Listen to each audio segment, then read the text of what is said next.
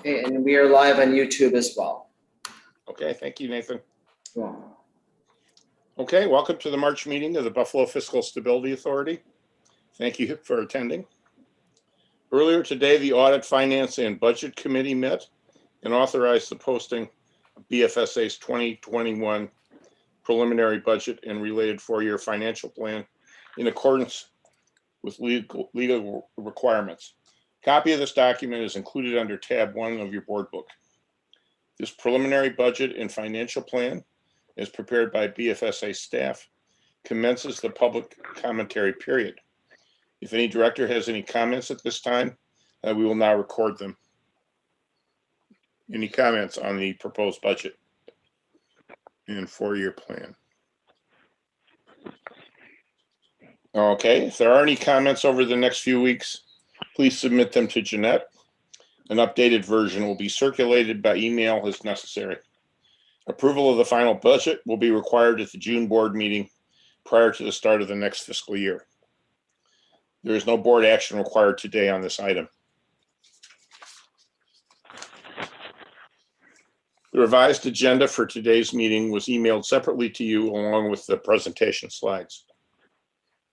We'll begin today's meeting with the taking roll of directors. Jeanette, could you do that?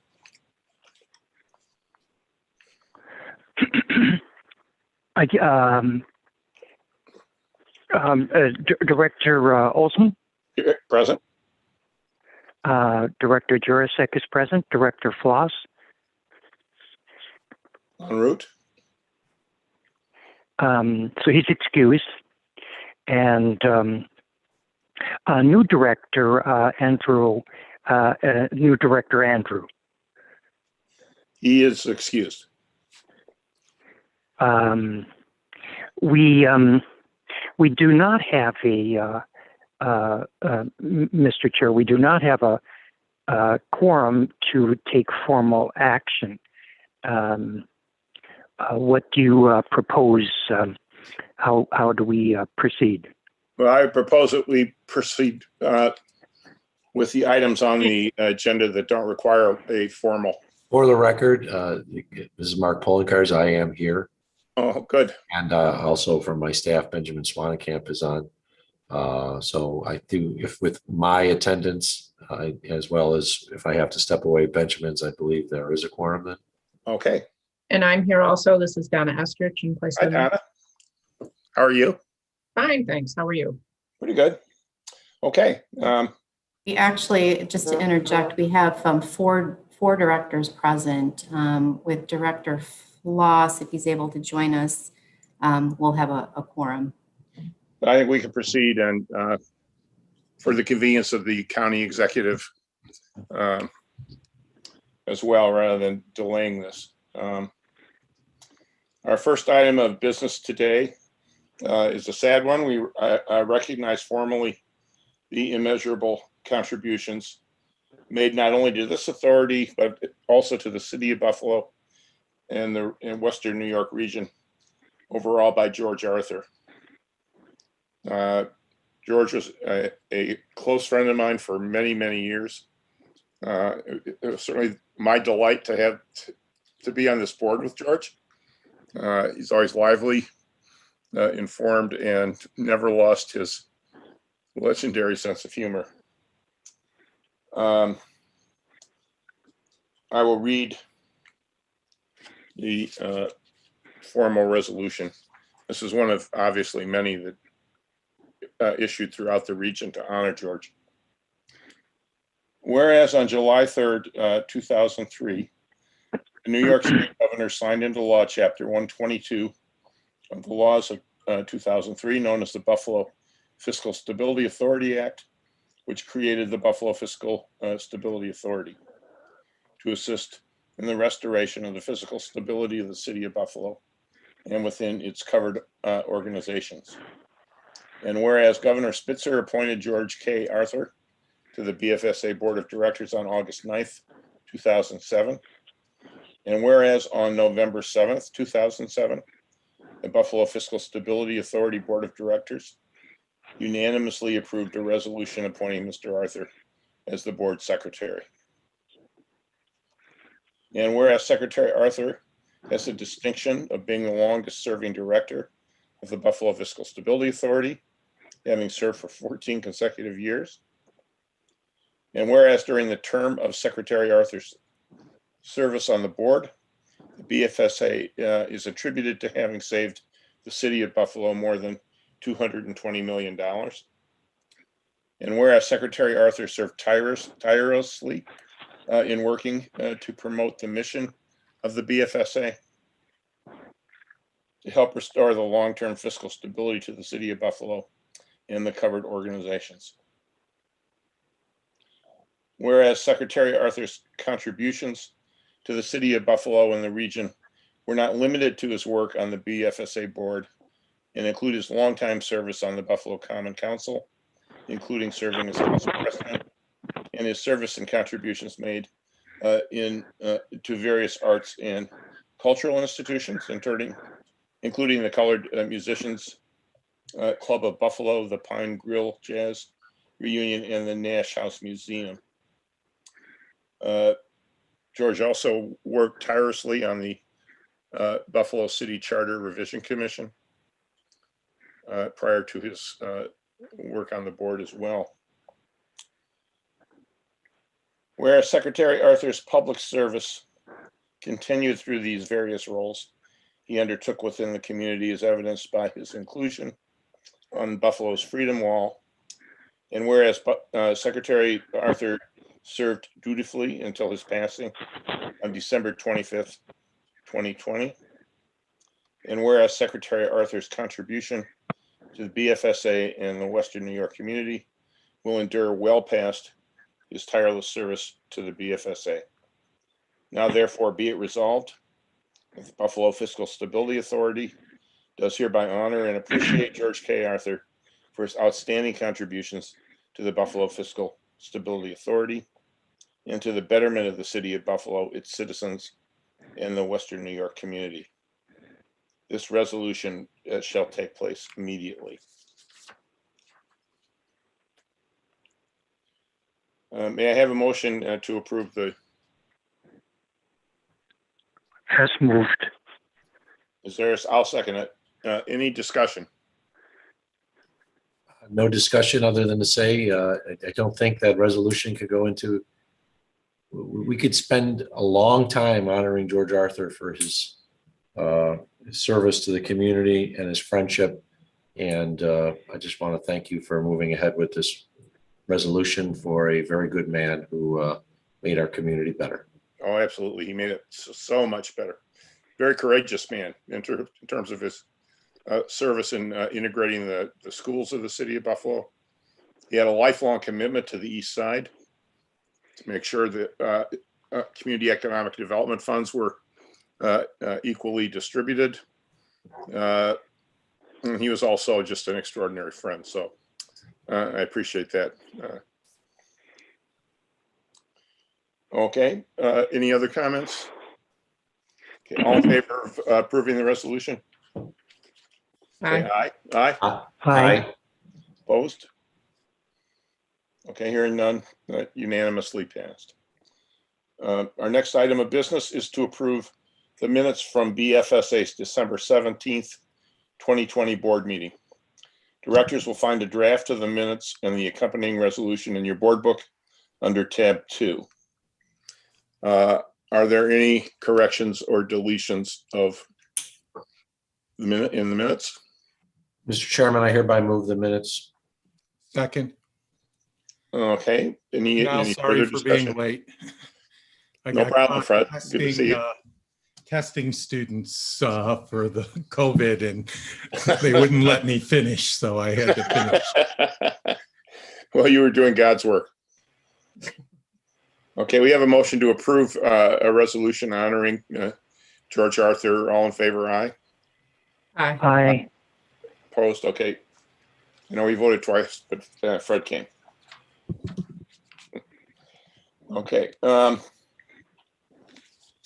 going to move into district items. Is that right, Jeanette? No, actually, I think the first was to provide the floor to the county executive. Exactly, good. So we would appreciate the county executive's appearance and discussion for us. So I'm going to turn the floor over to County Executive Poloncarz. Thank you, Mr. Chairman, and thank you to all. It's been a very, very crazy year, as we all know. And while we do definitely have a light at the end of the tunnel, we are not out of that tunnel yet. We're not out of the woods yet. And unfortunately, in the last week or two, we've actually seen an increase in COVID cases, as well as an increase in hospitalizations. So before I preface my remarks, just want to note everybody, we are not done with this yet. So Right. Please act accordingly when you're out in public, mask up. And if you have an opportunity to get vaccinated, please get vaccinated. It will work to protect you. The one thing I wanted to bring up, and I thank you for the time, and I note it is included in the packet of materials afterwards, is the most recent passage of the American Rescue Plan. Yes.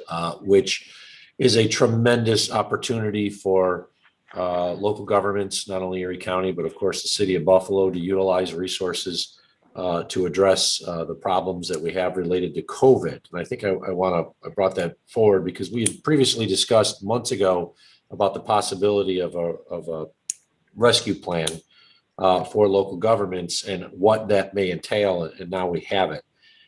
Just so you know, I'm on the National Association of Counties Executive Board and spent a lot of time behind the scenes working with partners, including Senator Schumer's office, on ensuring that local governments were included. But there were a lot of guardrails that were put on. This is not money that can be spent for any purpose. And I wanted to bring it out, and it's noted in the materials I saw, I think on the presentation on page 45. It goes into the amount that is expected of the city of Buffalo, about $350 million in federal emergency assistance from the American Rescue Plan. The first half to be accepted by somewhere the first or second week of May. It was to be released within 2 months of the president signing the bill, which is somewhere around May 10th. It could come sooner. It is coming in 2 tranches for local governments. However, it needs to be noted, you have to spend the full amount in the first tranche to get the second tranche. So Treasury is working right now on the regulations. The National Association of Counties, along with the National League of Cities yesterday, was in a conference call with Treasury as they were trying to set some parameters. We do not have the Treasury regulations yet. Those are probably going to come in the next month, a month and a half, at least before the initial release of the dollars. But one of the things I wanted to note is because we know that the city of Buffalo has been facing a significant deficit for quite some time now, and the mayor's budget is predicated on covering it with the rescue plan funds. There is a limit on what the dollars can be used for. And there's a pretty good description on slide 45 of what it is, but it really relates around reduction in revenue as a result of COVID-19, not reduced revenues from that may have existed beforehand. Right. So we could use it in Erie County for applying for loss of sales tax and hotel tax. The city of Buffalo certainly could use it for loss of sales tax, potential other revenue losses that may have existed for the city of Buffalo because of COVID-19. But we can't necessarily use it for other non-COVID related revenue losses. And then, of course, direct costs associated with the COVID-19 response, which the city of Buffalo certainly had costs associated with COVID-19 response, not to the same extent as Erie County because we have the Department of Health, but the Erie County provided the city of Buffalo some assistance last year to defray some of its costs associated with COVID. And then, of course, there's a whole line item of items, including sewer, water, and broadband projects. So if there's related projects that the city has, in all likelihood, could use the American Rescue Plan funding for that. And then to address the impact on your local economy, which of course we know is significant. So what I wanted to let everybody on this board know is we don't have the Treasury numbers yet. Oh, I shouldn't say that. We have the numbers as to what every entity is going to get. We don't have the Treasury regulations as to how they're going to apply it. We have a general theme, which is you apply it for your revenue losses directly associated with COVID-19, your costs associated with COVID-19, water, sewer, and broadband projects were added, and then general assistance because of the impact on your economy. It was noted, and it's also noted on the slide 45, you cannot use these to offer a tax rebate. Yesterday, the county controller issued an opinion in the Buffalo News saying all the money that's received by the county and all the local government should be given back to its taxpayers as a tax rebate. You can't do it. Yeah. So we're waiting for the actual official Treasury regulations to say that. I don't believe that was an intention of anybody associated with the mayor or the council, but I put that out there because you may hear from others in the future that the money should be spent to give it back to the taxpayers, when in effect, the legislation itself says it can't be used for that purpose. And then states and localities were prohibited from depositing funds, as noted in slide 45, in a pension fund. That's not really a problem for New York State. It is a problem for some of the others states. So there was a guardrail put in that was prohibiting the use of the American Rescue Plan funds to address pension shortfalls, which do exist in New Jersey and some other states, but not really in New York. And then the final proviso is if you don't spend this money, you got to give it back. You don't get to keep it. So I would assume, just like Erie County is going to be putting forth a plan to our legislature and how we spend our American Rescue Plan funds, that the mayor's office will eventually be providing a plan on how they are going to spend it based on whatever the Treasury regulations are in the long run. But I do want to thank everyone who was vocal in trying to get local government assistance. This was not a given for a while there. It looked like it was going to fall out of the final plan. And a few of us worked very hard with Senator Schumer. So I certainly have to give my recognition to Senator Schumer. If you see him, if you have an opportunity to thank him. This is going to make a big difference. Even if it can't be used for every revenue shortfall line, it certainly is going to make a big difference for all local governments in being able to address what are significant shortfalls as a result of COVID-19. Just in Erie County alone, we're projecting a $35 million shortfall for 2020, 2021 as a result of lost sales and hotel tax on our end. It doesn't include the other municipalities, of which the city of Buffalo would have had a significant shortfall from that as well. So this is it's a very good plan. It's going to give local governments some discretion in how to spend it, but there are guardrails. And as we move along, I will certainly, once we get more information, especially from our friends at the National Association of Counties, because the local government stuff is identical from the cities and the counties, as to the guardrails, I will share them with Bfsa. But I wanted to bring that out there. Ben Swanenkamp in my office has been intimately involved in this process too. And so if anybody had any questions, I'd be glad to answer them. But we will certainly be providing more information as we receive it to all. And hopefully we have Treasury regulations at least by the end of April. Okay, first of all, I'd like to formally thank you for your efforts. You've been working on this through at times when there was little likelihood of a bill, to times when there was great confusion, and obviously a very organized and inappropriate effort to remove funding for localities. So this is very important. I would emphasize it's one-time money.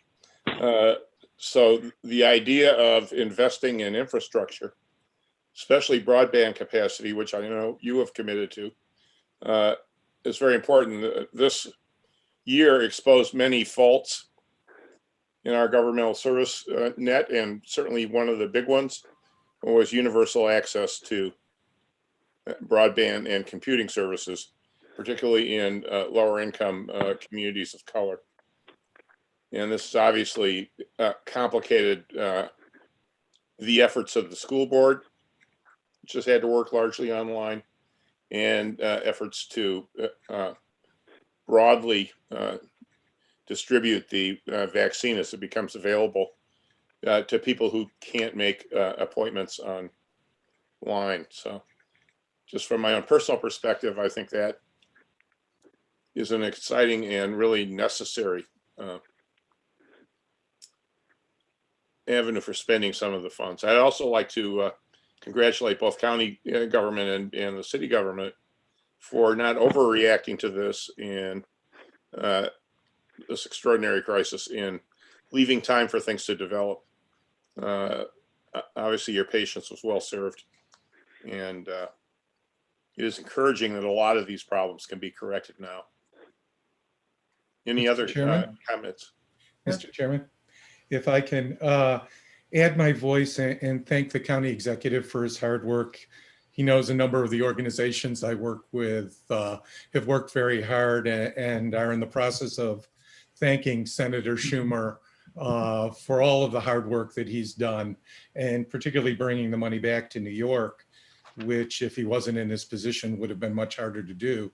But I do have a question for the county executive, and maybe an idea that I'm willing to work with is, not only does the county and the city in this bill, but higher education is also in the bill. And I'm just wondering, given the money that's coming both to the University of Buffalo and Buffalo State, whether or not we've had any discussions about how we might use this together in a way that makes more sense than any of our entities. Right now, I don't see us coordinating at all. I'm just wondering what your thoughts are on whether that would be appropriate, and if you see any need for me to come and try to help you with that, or sort of start to mention that among our higher ed folks. Director Floss is a good point. One thing I didn't really talk particularly about was the school aid. There is going to be a significant amount of direct school aid to the City of Buffalo School District, like all school districts, and then the colleges. SUNY Erie will be receiving assistance, as well as the colleges you noted. One of the things that, and Ben Swanenkamp can confirm this, is the school aid numbers and the higher education numbers seem to come out last minute. And I still don't know exactly what all the guardrails are for them.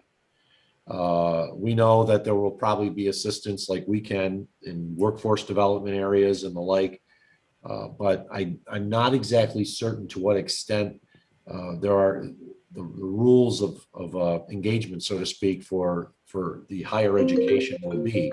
If it's to make up for student loss, which of course at SUNY Erie was significant, big student loss recently, including as a result of COVID. Or if it's going to be allowing additional expenditures of increasing programs and the like. We're still waiting to hear, but it is definitely a point that needs to be brought up, because these large educational institutions that are based in our community will be receiving significant funding too. What the guardrails are that have been put in place have still not been totally determined, though we do know it will be helpful. Good example, community colleges, just in the governor's budget that was proposed, there was a cut for community colleges. And one of the reasons we think there's a cut for community colleges in the governor's budget is because they knew community colleges were going to be getting assistance from the federal government. Well, the problem is a cut is an annualized cut that will continue in future years. Well, this is only a one-time funding source. I will note that even though it's a one-time funding source, it is being split over 2 tranches.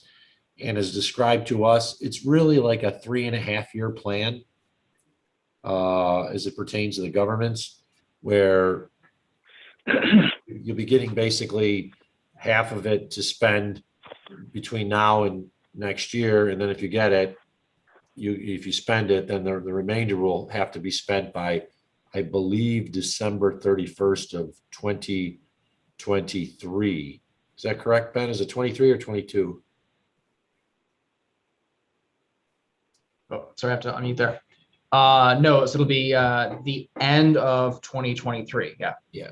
So it's kind of a 3.5-year plan, where 21, 22, 23, sort of also covering expenses you may have had in closure of 20, depending on your fiscal year. So it is a one-time dollar, but the expectation is you'll be spending it over multiple years. So this year and through 2022, and then or part of 2022, and then the remainder through part of 2022 through the end of 2023. So this can cover future revenue holes that were derived as a result of COVID, under the assumption that by the end of 2023, you're going to have gotten yourself back to normal somehow, so you wouldn't need the additional assistance. And I believe the same goes for educational institutions as well. Yeah, I would be interested, and I'm just going to throw this out because I'm not sure that it falls, but half of the money is going to have to be used, at least if we follow the other CARES Act rules. Half of it would be split with students, half of it would go to the university. And I'm wondering whether or not, for example, one of the costs that our students find onerous is the NFTA bus pass kind of costs, and whether or not that might be a joint thing where we might be able in higher ed to use some of this money, helping NFTA, our students, and the county in a sort of a three-way benefit of using the money. But I don't know that any of that's going to be discussed if somehow we can't all get together and start thinking through what we think is possible or not possible. And again, I'm just trying to use an example that might or might not actually work for anybody. But I do bring it up because I think it's a concern that we should start to think about now before the money gets there. Yeah, I will say that the NFTA has done quite well. They've received close to the entirety of their annual budget in federal aid and between the two rounds. So Great. Any other questions or comments? Yes, I have. Yeah, Go on. go ahead. This is Don Ostrich. The mayor also has been working very closely with Senator Schumer. And so we are in the process of putting together a program with our partners, sewer and water, and working on the broadband, and also, reflecting back and seeing where our holes are from the COVID monies and our expenses too. So we are in the process of putting something together right now. And we appreciate it. And It's been so helpful. Yeah, as I indicated, I think you and the mayor deserve a great deal of credit in standing up to the headwinds and progressing until this actually came through. If the Senecas follow the court order and you get your aid, hopefully some of the infrastructure projects you mentioned could be addressed. Mm-hmm. But it's, for a disruption of this dimension, it's quite remarkable what the county and city government were able to do in terms of maintaining services and employment. Right, it's going to have a huge impact going forward as a county executive. Yeah. So it's going to be wonderful. Yeah, it's very exciting. Any other questions? This is Director Jeanette. County Executive, are you able to just generally state,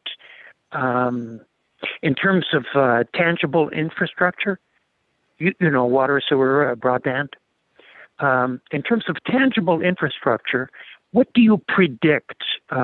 1 out of every $20 of aid will go into tangible infrastructure?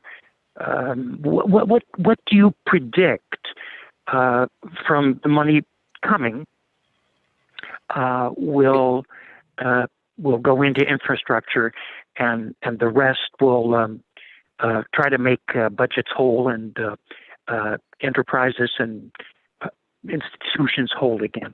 What would you predict? Well, I think you have to differentiate between what the county would be doing and what the city would be doing. Right. The county, first off, we have 3 active vaccination clinics. We have 3 active COVID-19 testing clinics. We have other costs with contact tracing and the like, acquisition of PPE, which thankfully we are done with. the city needs PPE, we got it. So to Donna, if the city, you don't need personal protective equipment for anything, let us know because we have it. Okay. And we'll be glad to give it. So the county's in a different situation because we have more active costs on a daily basis associated with the direct COVID-19 response and vaccine delivery than the city does. Beyond that, we are looking at a number of projects, not only the ErieNet internet broadband project, but some sewer projects, including I guess it would be rebuilding of the Lackawanna sewage treatment facility, as well as additional investment at another one of our sewage treatment facilities.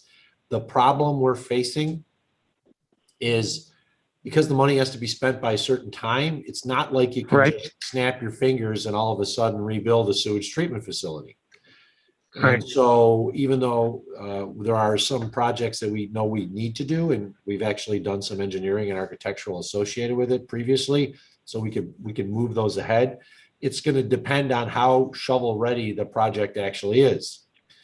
The part of it, especially with these sewer and water projects, is it's not something you can, oh, let's decide on doing this now and then have the construction crews and starting work by fall, because these are so technical and often require DEC and sometimes even EPA approval. You might not get the approval in time to spend the money. So that is something we're working on right now. Our sewage management office is moving ahead with a couple projects that we had sort of in the pipeline already, under the assumption we're going to be able to pay for some of this using the American Rescue Plan funding rather than what we would have done beforehand, which is basically bond it and have the individuals that are the users, the ratepayers, actually pay for the bond in the long run. But if we can't get this stuff done by a certain time period, then we're not going to be able to utilize the funds. So it's tough to say. I think from Erie County, our percentage is going to be lower than possibly the cities, because the city probably has less direct costs associated with the health response. They have costs associated with a number of factors that the city had implemented, I know just from talking with the mayor in the past, but we've spent tens and tens of millions, actually probably we could easily over a 2-year period look at nearly $100 million in cost expended directly with the COVID-19 response, because we're providing so much more than what any other municipality is. If you've noticed, Joe Eminger, who's the supervisor of the town of Tonawanda, kind of came out after he was sort of told that he couldn't use it for road projects. And his response is, well, I don't know what I would spend it on because I didn't have a budget deficit and I don't have sewer, water, and infrastructure. So he was sort of like, I don't even know if I'll be able to spend it. So it's going to be an interesting working experience to see what projects qualify and whether you can get them done in time to get the money out the door. Okay. Well, with all these variables in mind, I see it as impossible to answer my question. I've got the picture. Thank you very much. You're welcome. Any other questions for the county executive? Okay. Thank you very much for your remarks. We'll now move into the district items. Included in our board books under tab 3 is a staff report on the district's second quarter report as submitted to Bfsa.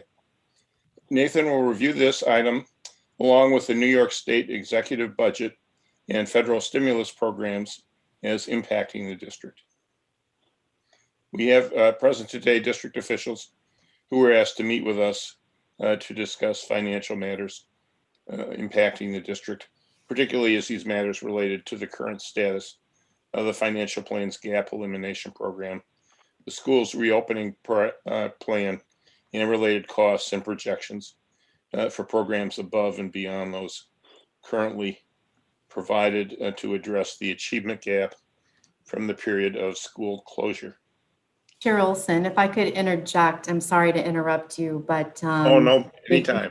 we had a change in our agenda just before the start of this meeting. So unfortunately, Superintendent Cash is not able to attend our meeting today. So what we're going to do is we're going to defer it probably to a special meeting. Superintendent Okay. Cash expressed he does want to come to the board and be able to answer the questions that you all have had for him. But due to these circumstances, it needs to be deferred from today. Okay. That shouldn't be a problem, and it'll speed up the meeting. Just a little heavy.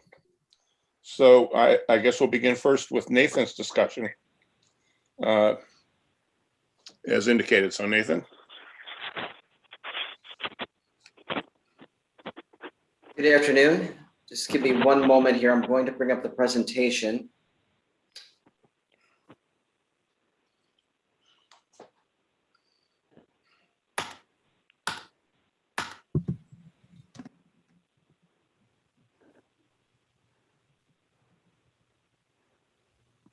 I apologize, it's not coming readily up readily.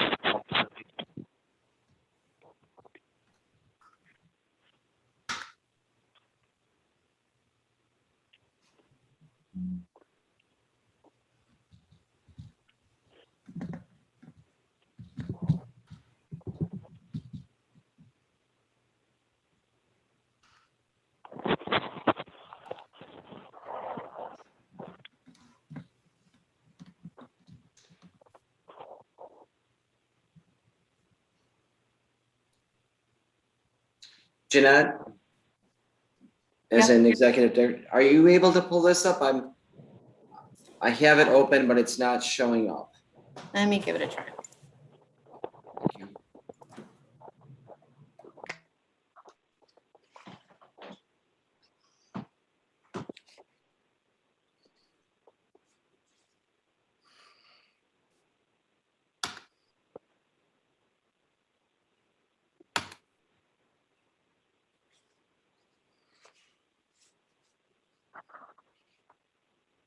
There we go. Excellent. You can see it? I can see it. Of course, you have control. Okay, yep, just tell me when you want me to go to the next slide. Very good. Thank you. Okay. Good afternoon. The following is the Buffalo City School District's second quarter review. Firstly, there were some significant events which occurred within the district's second quarter, which I'd like to point out here. The first item was back on October 21st. The Buffalo Board of Education voted to accept and file the 1920 Independent Audit. This, among other things, it demonstrated that 1920 closed with a substantial surplus of $42.3 million. This was largely due to the reduced expenditures from the school closure in mid-March 2020. The second quarter event worth pointing out here is that back on November 18th, 2020, the adopted budget was modified to redesignate $29.7 million of CARES funding from the general fund into the grants fund. Bfsa reported on this back in December. Based on final NICID directives, this redesignation was reverted back. And so that the money that was moved from the general fund to the special projects fund is now back where it originally was accounted for, along with the expenditures associated with those funds. Okay, moving on to the next slide.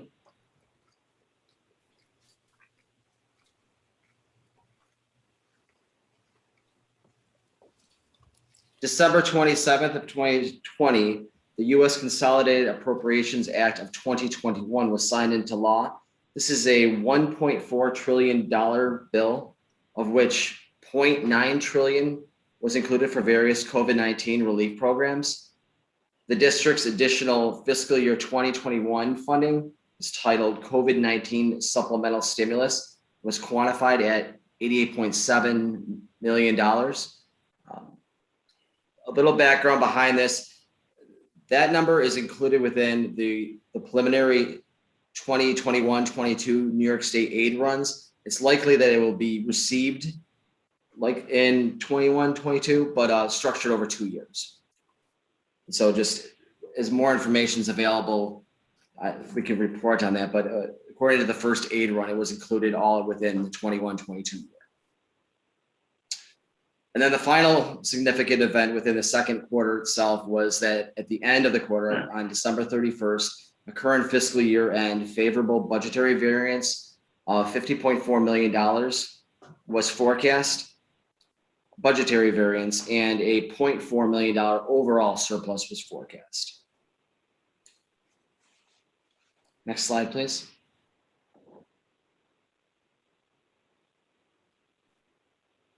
Okay.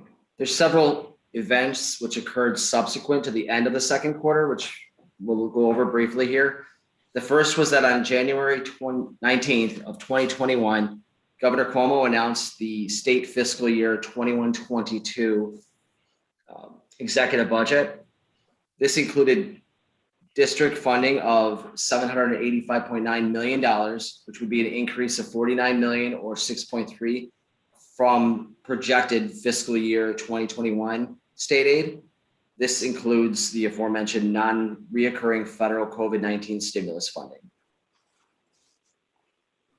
On February 1st, 2021, the district began a, quote, phased reopening with phase one cohort.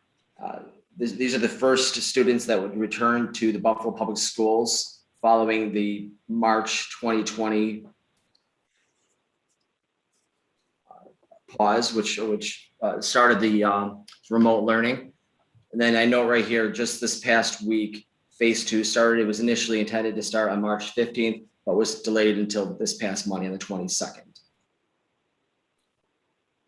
Okay. And then finally, as the county executive spoke to, back on March 11th, 2021, President Biden signed the U.S. American Rescue Plan of 2021. High level, this includes $122 billion US and $9 billion for New York State to help a majority of K through 12 schools reopen within President Biden's first 100 days of office.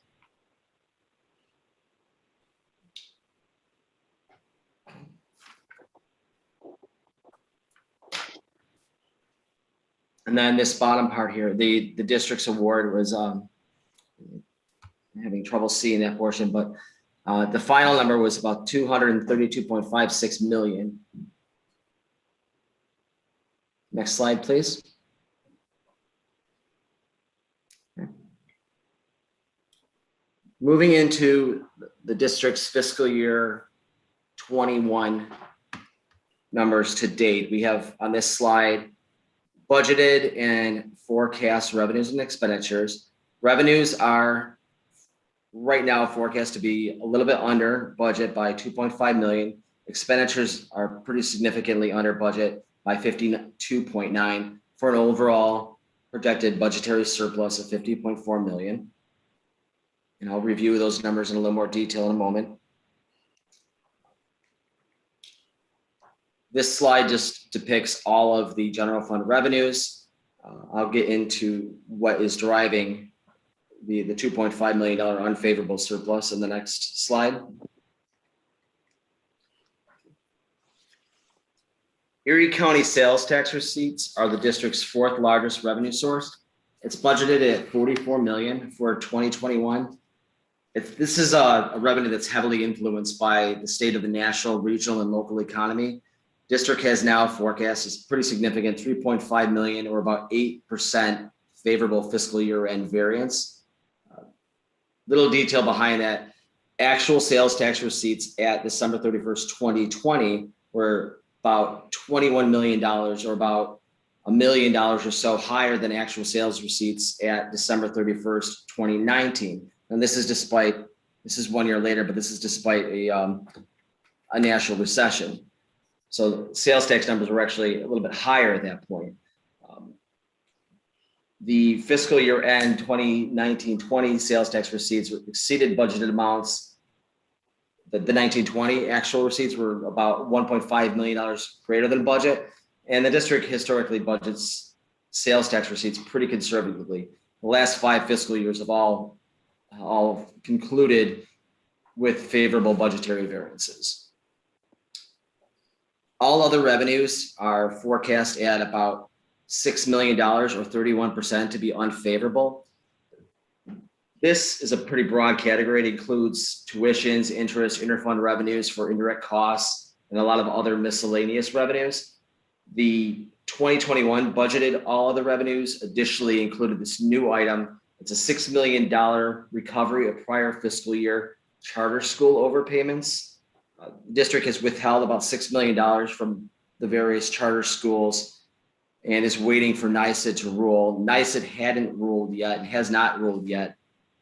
And so to be cautious and to be prudent, the district now has a placeholder here of a $6 million unfavorable variance, with the assumption that this is a possibility that they may have to repay pending NYSED's final directives.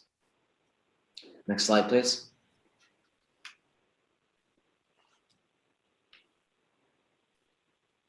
General fund expenditures include all of the main spending categories, including employee compensation, benefits, the payments to the charter schools, debt service, transportation, and then all other expenditures, which include textbooks, contracts, supplies, and a few others. Actual fiscal year 2021 general fund expenditures at December 31st, 2020 were $337.8 million, or $31.8 million less than the $370 million budgeted for mid-fiscal year. An overall $52.9 million current fiscal year end favorable budgetary variance is now forecast. And I'll review what's driving that as well. Next slide, please. Thank you. So the first item is employee compensation. There are favorable budgetary variances projected within pretty much all of the various employee groups. Teachers probably being the most significant at $4.2 million. And that there's a couple of reasons what's driving the compensation variances. The largest, of course, is that there's 170 vacancies at mid-year. The budget has the assumption of a 100% fill. That's a hypothetical high. And as it points out right here, they are about 3.5% vacant at mid-year. Then there's this other line here that notes that back in Bfsa's initial analysis, it noted that some of the compensation lines appeared to be somewhat overstated based on historic compensation as well as the terms within the specific contracts. So we point that out as a secondary driver of this favorable variance. Nathan, can I ask a quick question on that?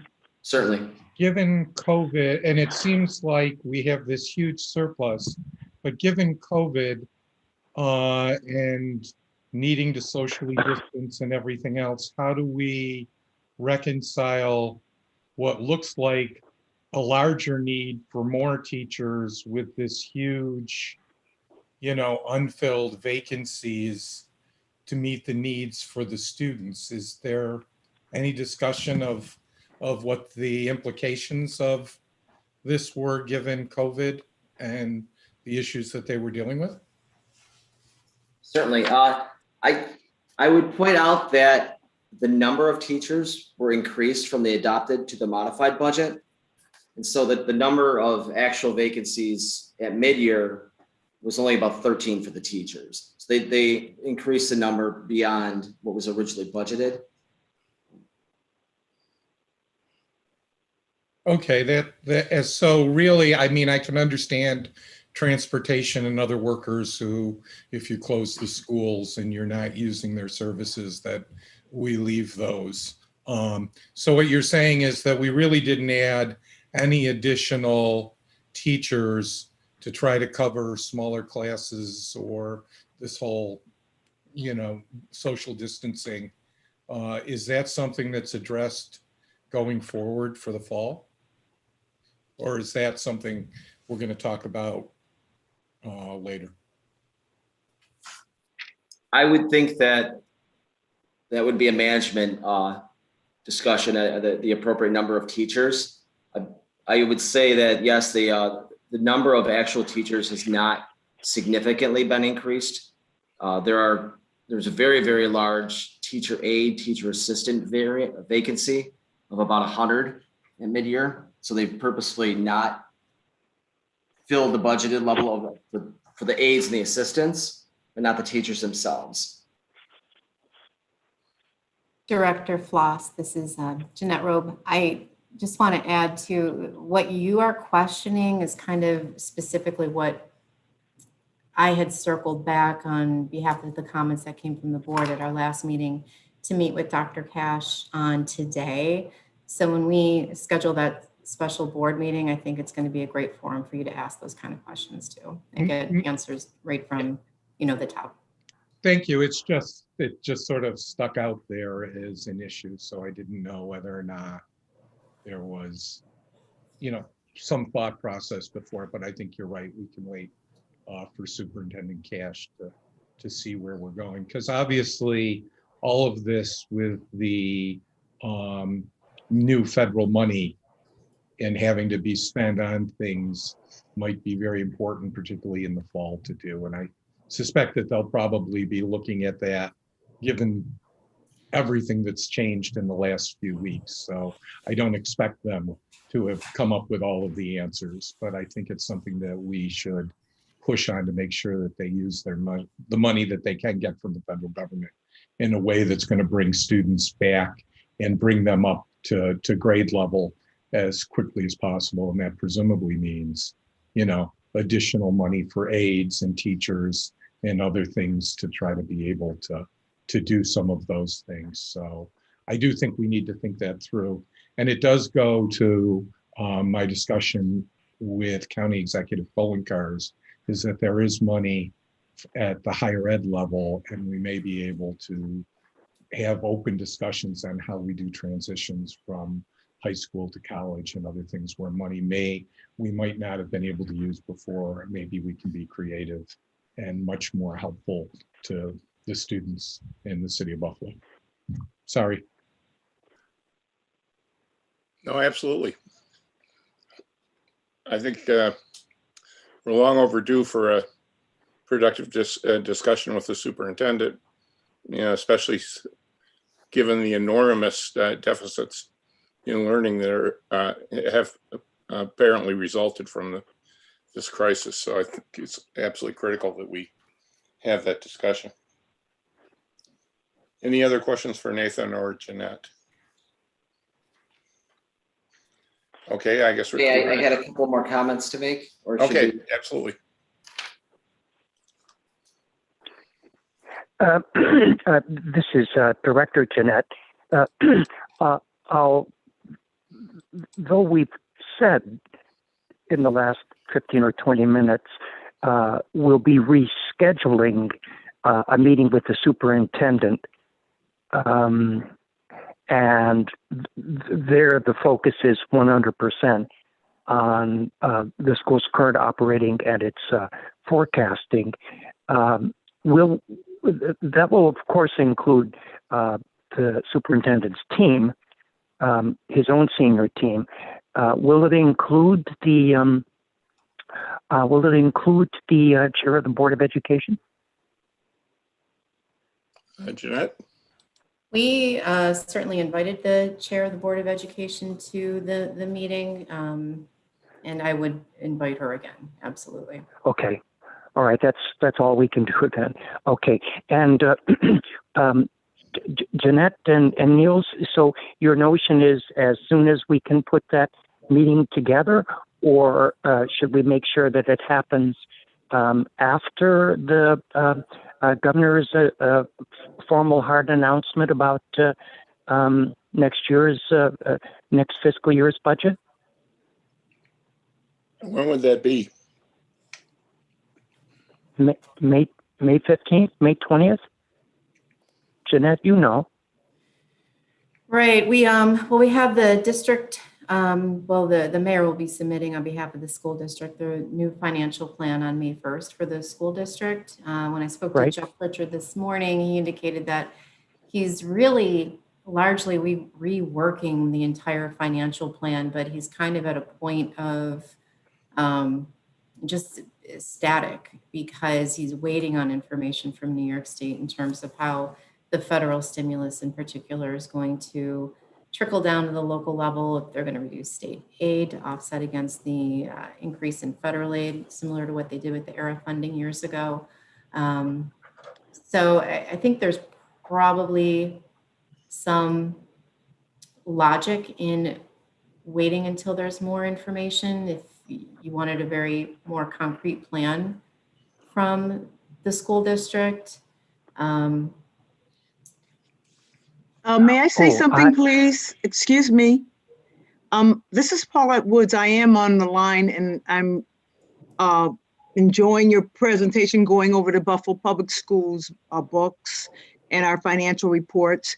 I just wanted to say two things. Yes, myself, as chairman of the Finance and Ops Committee, will be very happy to attend your meeting whenever you set it up. The board president, Sharon Cotman, also is interested in attending the meeting, so we will be very pleased to be there. And the other item I just want to mention is that when you're looking at the aid that President Biden was so generous to give us, we are in the same situation as you guys are. We have to wait and see what the governor is going to do with that money. The last time we got $29 million, the governor took that $29 million and reduced our financial aid. And as the county exec pointed out, that is a significant problem for any budget.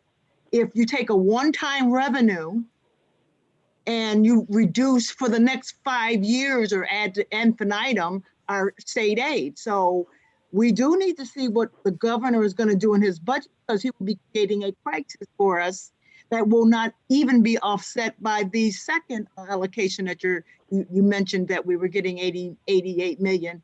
Our hands and of your lives and ours are sitting in the governor's budget. So we do need to see what he's going to do to us. That's my only caveat, when we're talking about our finances. If the state gets a cold, we get pneumonia. Okay, thank you. Thank you very much. We'll definitely appreciate hearing from you at our special meeting. Jeanette, it sounds like it might be prudent to do this after the state budget is clear as far as what's going to go on with the aid to education. I know the state and assembly proposed budget actually adds additional funds rather than cutting it. So what do you think? I agree with that. I think there's, I think you're going to get better, more up-to-date information if we wait until we see what the state's doing. Okay, I think that makes sense. I would just, caution us that it's not April 1st, because they then have to do the school runs to be able to figure out how much everybody's going to get after that. So it's probably closer towards the middle to end of April before they'll have at least done the preliminary runs for that to know about the school district. Other things may come together, but. This is Director Jeanette. Then, if I had said April 1st for the state budget, then of course I that's way too soon. I simply misspoke. But it sounds as if we concur that we can't have sort of a hard, tangible discussion about tangible numbers with district leadership until after Albany acts. So thank you. Sure. So Jeanette, you can monitor this and have Nikita contact us with possible dates as the budget firms up.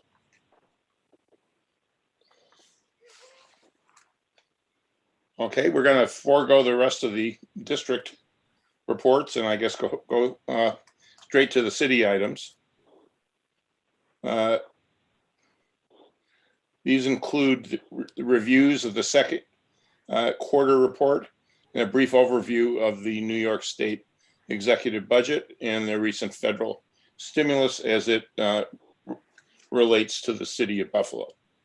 The staff report on the second quarter review has been included under tab 3 of your board book. Bryce will discuss these items with us. Bryce? Good afternoon.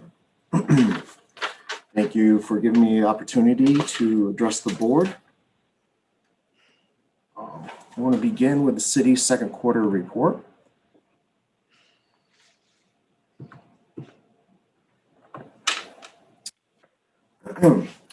The city's adopted budget included $519.6 million in both revenues and expenditures. At the end of the second quarter, the city was projecting a year-end positive variance of $2.6 million or 0.5%.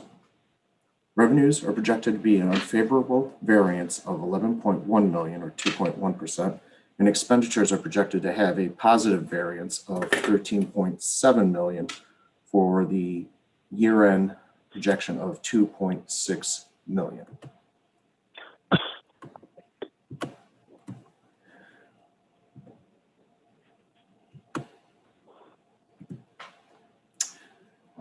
Next two slides, we're going to be looking at revenue specifically. Fiscal year total unfavorable revenue projection of $11.1 million is primarily attributed to the ongoing COVID-19 pandemic. $1.5 million of the unfavorable variance is attributed, sorry about that. We're going to start at the top here. Of the $11.1 million unfavorable variance, $7.7 million is attributed to fines. $5 million is attributed to parking fines, $2.4 million is attributed to moving violation fines, and then $300,000 for all other fines. These fines are really more of a consumption base. Individuals have not been out utilizing parking on the street, expired parking, or been traveling. So those categories have all been unfavorable to date. $3 million unfavorable variance to budget transfers in from the Parking Enterprise Fund. A unfavorable variance of $2.6 million in service charges, including $1.1 million for parking meter fees, $500,000 for the mortgage default fee, $300,000 for the foreclosure fees, and $200,000 for the special event fees. $1.5 million unfavorable variance in interest, license, and permits and miscellaneous combined. So $800,000 is attributed to interest, $600,000 license and permits, and then net $100,000 in regards to miscellaneous revenue unfavorable. Now, these unfavorable revenues projections are offset by a favorable revenue projection in intergovernmental revenues of $3.7 million. $5 million of that is attributed to sales tax, which is offset by $1.5 million in the parking surcharge fees that's reimbursed from New York City. Subsequent to the release of the second quarter report, there were significant revenue actions that have occurred. The city is expected to receive the $350 million from the federal government, federal aid and stimulus, with the first half expected to be received in May, by the second week of May, and the balance of funds is received further in the process, as County Executive Poloncarz discussed at the beginning of our meeting. The city will need to identify what the funds may be used for and any restrictions applied to them. And based on the received federal aid, a deficit is not projected in fiscal year 21-22. There was a restoration of state aid that to date has contributed to a $24.2 million positive variance. By year end, it's projected to be a positive variance of $41.4 million. Of the 24.2 million received to date, 14.8 million is attributed to the withholding of funds in June 2020. So that amount, the 19.7, was restored to 14.8 million. And then in the current year, there was a 9.4 million from the December and March payment. There is a total of 95, per the New York State executive budget, there is a total of 95.9 million budgeted for June 2020, which is 17.2 million higher than what the city had included in their adopted budget and cash flow. Just as a reminder, the city was conservative in the projection for the 2021 state aim and did reduce it by 20% in all 3 months.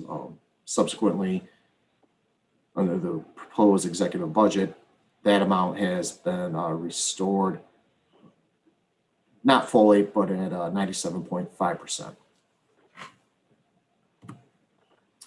Additionally, there has been a legal action in regards to the tribal state compact casino revenue. The Second Circuit Federal Court of Appeals affirmed the judgment of the Federal District Court decision that the contractual interpretation was reserved for the arbitration panel. Since that decision was issued mid-February, the Seneca Gaming Corporation filed a petition with the U.S. Court of Appeals, Second Circuit, to rehear the case on the grounds that the arbitration panel's decision circumvented the Department of Interior Secretary opportunity to review the compact extension. That petition was filed, I believe, March 9th or 10th. So that just a few weeks ago. It is unknown if and when the Seneca Gaming Corporation will make a payment to New York State in the city's fiscal year, in the current fiscal year. Currently, there is a favorable variance in sales projection of up to potentially $11 million by year. Moving on to slide 34, expenditures. Total expenditures are projected to be favorable by 13.7 million below the adopted budget, or 2.6% of the total budget.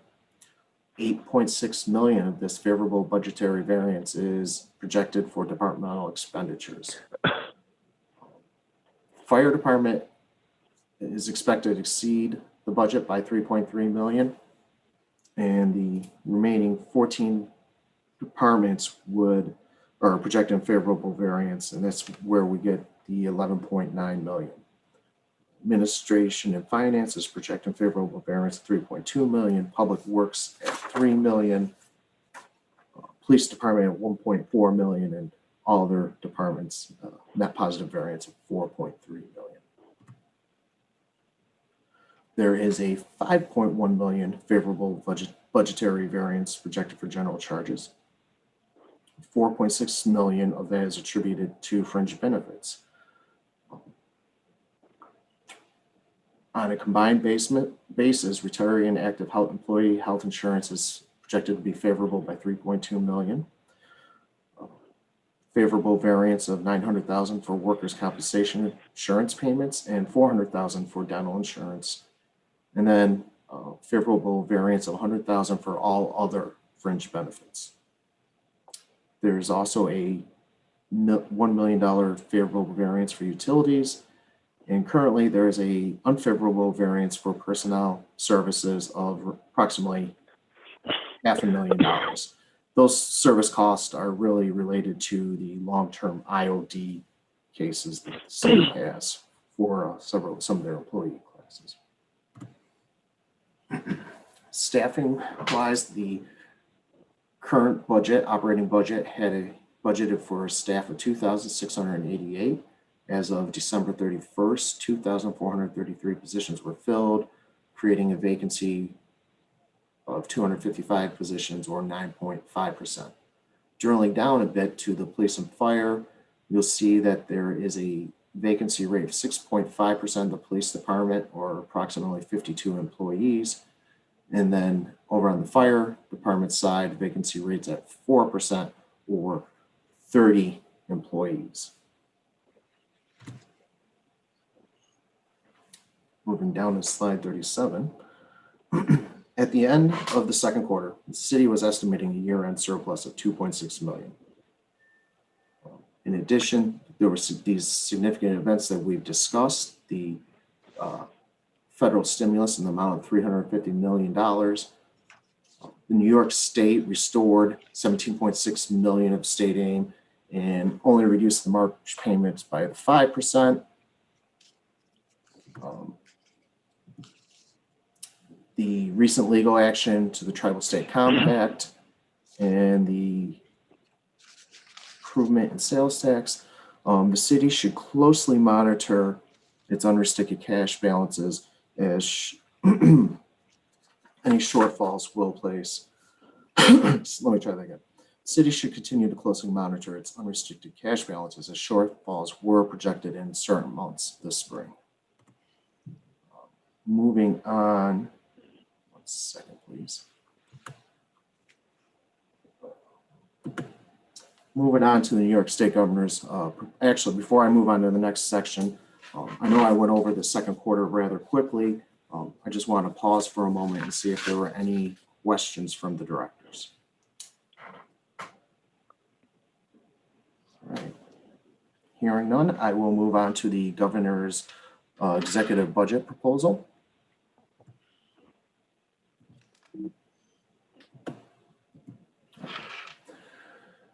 We'll begin with a review of several of the proposed revenue actions.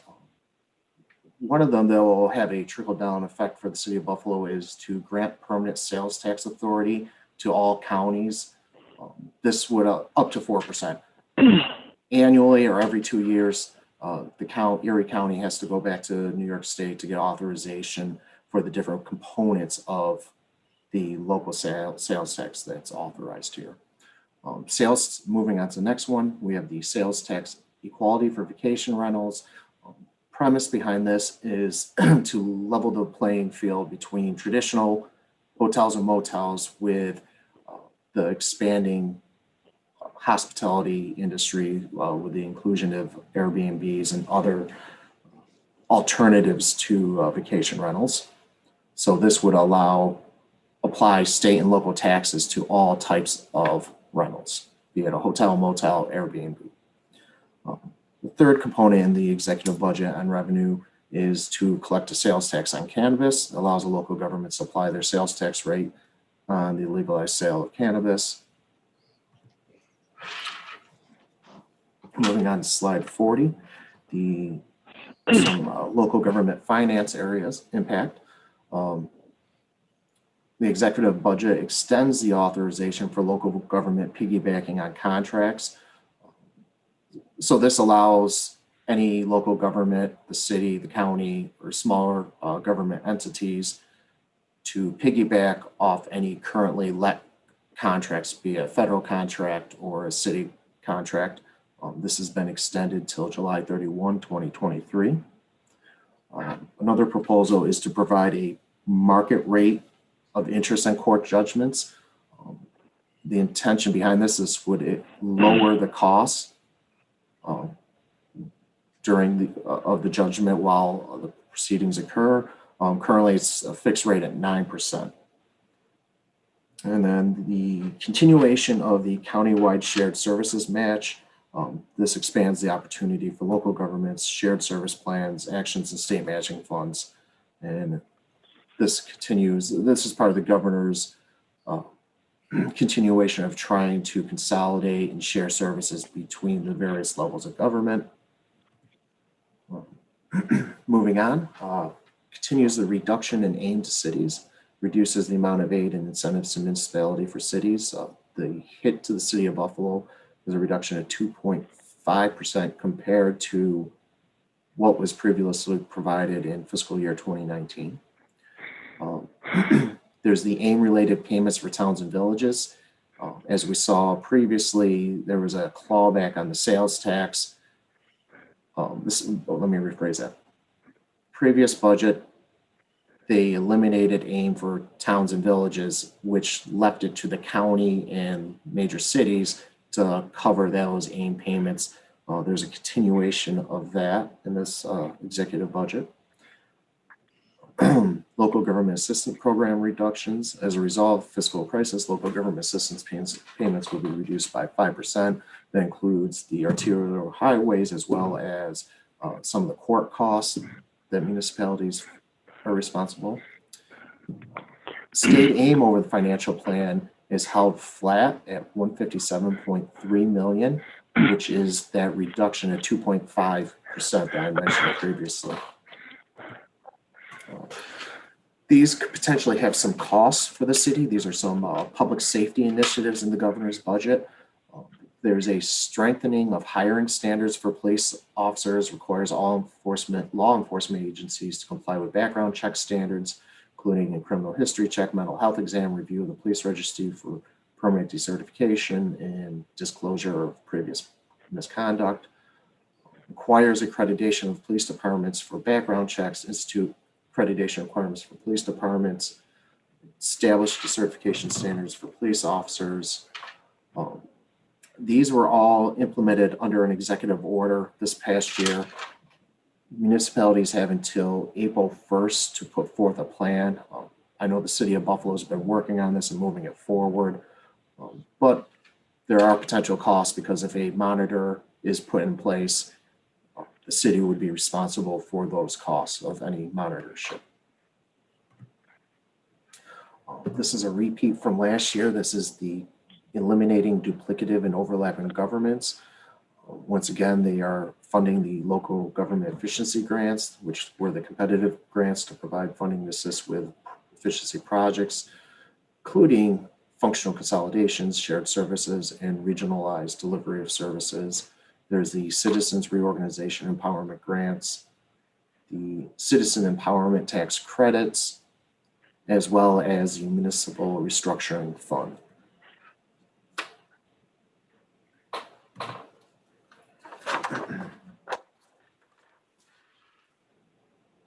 So moving on to slide 44, we have New York State aid. What you see here is between fiscal year 2012 and 2019, that amount was held flat at 161.3 million.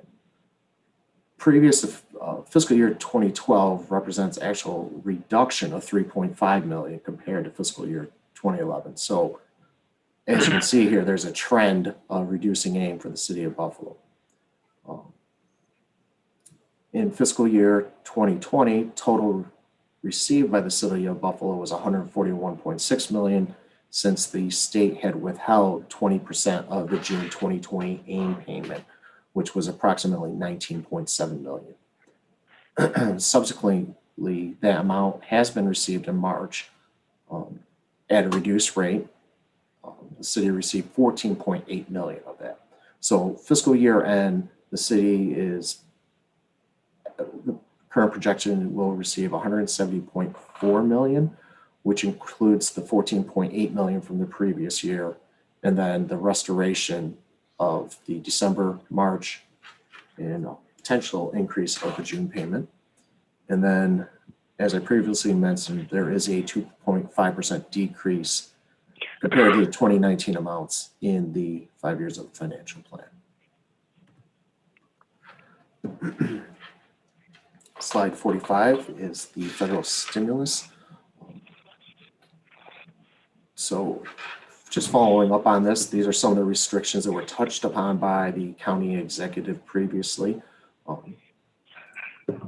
The federal funds may be used for the provision of government services impacted by a reduction in revenue resulting from the pandemic, to make necessary investments in water, sewer, or broadband infrastructure, to respond to the COVID-19 public health emergency and its negative economic impacts, including assistance to households, small businesses, and nonprofits, and to assist impacted industries. For premium pay for eligible essential workers, states cannot use these funds to directly or indirectly offset tax reductions or delay a tax increase. And then state and localities are prohibited from depositing funds into any pension fund. That's really a rehash of what County Executive Pullman Cars touched upon at the beginning of our meeting. At this point, that brings me to the end of my presentation on the governor's proposed budget and the federal stimulus portion. Are there any questions?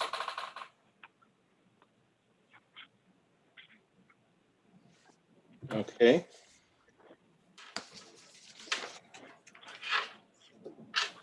And hearing no questions, we'll move to our next item, which is to review and comment on the proposed City of Buffalo financing for 2021 capital program.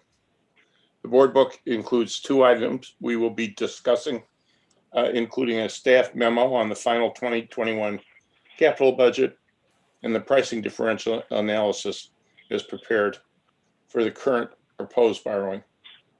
Please note this review is performed as required by Section 3859 of the Bfsa Act, which requires the Bfsa to review and comment on the terms of any proposed borrowing, including the prudence of each proposed issuance of bonds and notes. Jeanette will summarize the proposed transaction with us. Thank you.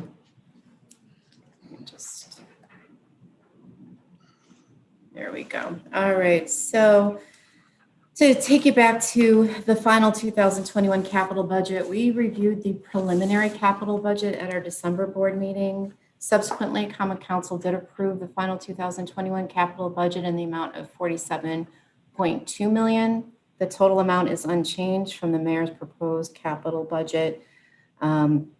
What did occur during the finalization process is $2.8 million of citywide infrastructure was specifically designated for certain projects, including the George K. Arthur Community Center Gymnasium project for $60,000. No, I'm okay. Hank Nowak Park improvements for $82,000, and each council district received an allocation of $300,000 each for a total of $2.7 million. Okay, so of the projects approved in 2021, 15.1 million will be sold as bonds this year. This increases the authorized but unissued amount to 27.7 million. Of that, 5.6 million has been scoped into planned future borrowings, but there is no financing plan, a formal financing plan for 22.1 million of the authorized but unissued projects, and it's unclear at this time when such projects will be financed. As a result, we recommend that the city develop a formal plan to finance projects on a prioritized basis, as well as identify possible funding sources outside of the sale of debt. The concern here being, or I should say the thought process here being that projects, as they're added annually through the capital plan process, the capacity for financing becomes more constrained. And by having a formal process where projects are prioritized according to whatever that is valued against, whether it's timing or cost or what other factors would be appropriate, we're recognizing that that could be an effective way to best utilize the available capacity for bonding projects. And then, of course, consider rescinding projects as appropriate. That is done regularly by the city. With respect to the historical issuance of annual capital borrowing, Bfsa issued bonds on behalf of the city through 2004 through 2007. In contemplation of the control board moving from a control period to an advisory period, the city recommenced borrowing on its own beginning in 2008, and it has done so since 2008.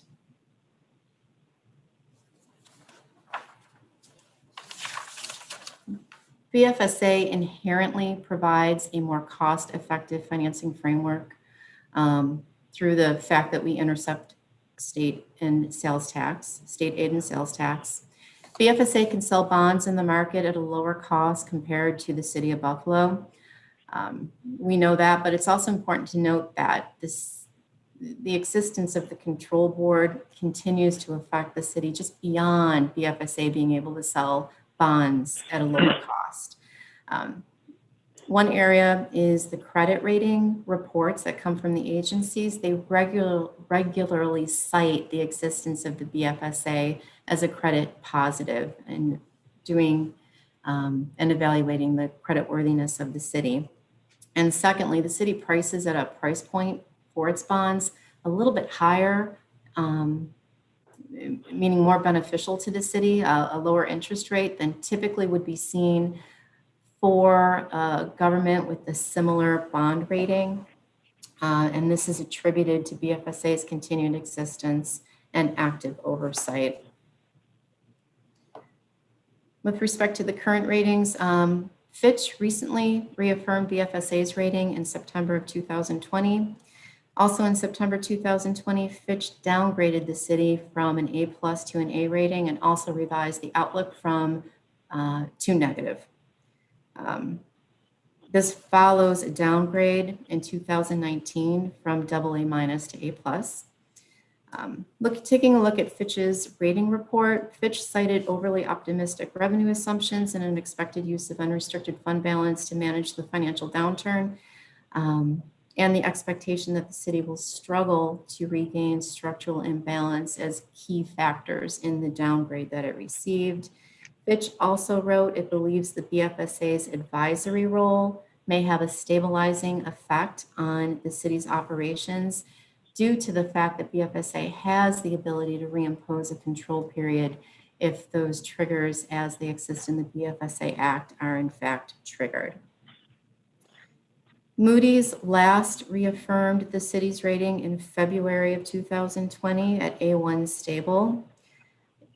This report also notes that the city benefits from state oversight through the BFSA, and the rating outlook reflects the expectation by Moody's that reserves will remain sound through 2021 and management will continue to manage the sizable budget gaps. S&P reaffirmed the city's bond rating in February 2021, but adjusted the outlook downward from stable to negative.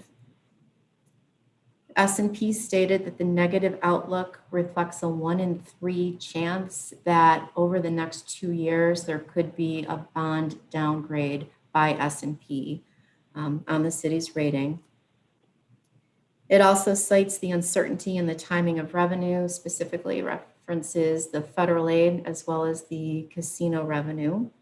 We're a little bit closer to the federal aid being resolved, as we discussed earlier today.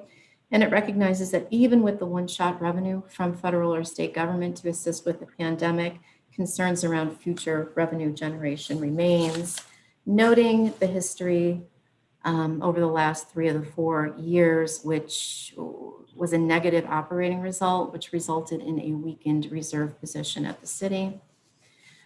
The recent rating report notes that S&P views as a governance opportunity the statutory framework provided by the Buffalo Fiscal Stability Authority's oversight of the city's operations and budget to ensure the reasonableness of its 4-year forecast at adoption.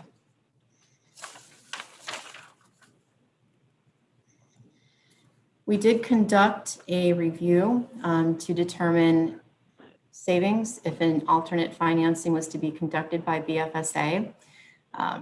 Just to update the information that we provided in the past from 2014 to 2018 for new money bond sales only. This does not include savings associated with any refundings. Cumulative savings estimated at $2 million, that's past tense. Those are bonds that the city ended up selling on their own. The 2021 analysis provided estimated savings of $714,300, which is a present value of $666,700, or annual savings just south of $65,000 a year. So the pricing differential analysis was submitted to the mayor, common council, and the controller to evaluate the savings as estimated and to make a determination as to whether or not to request BFSA to issue the debt. This would be accomplished through what is called a declaration of need. The This item was brought before Common Council at its last meeting, which was, I believe, March 16th. Common Council is essentially preserving the ability to request state legislation to early terminate the Bfsa in 2025 when our final bond payment will be made, and made the determination to not request Bfsa to issue debt on behalf of the city and forego the savings.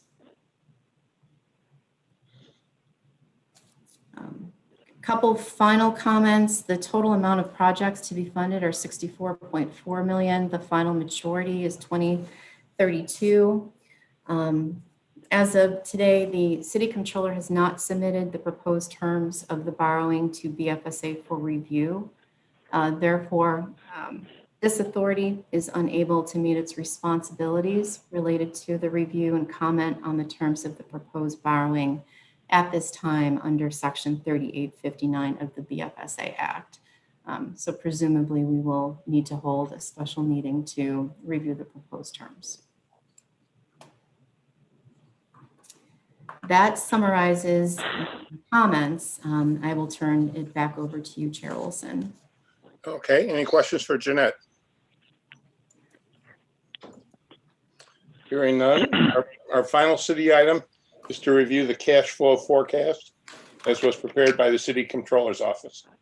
We have present today Deputy Controller Delano Dowell and Greg Seismansky, Cash and Debt Management Officer. The most recent available cash flow, which reflects balances through the end of January, is included under tab 4 of your board book. I will now ask the representatives from the City Controller's Office to please review that forecasting process with us, as well as current cash projections.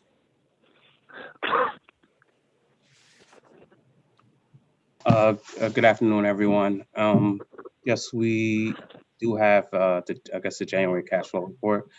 And I guess we'd first like to start, are there any particular questions this group have in regards to cash flow report, or how it's generated, or how we come up with our projections?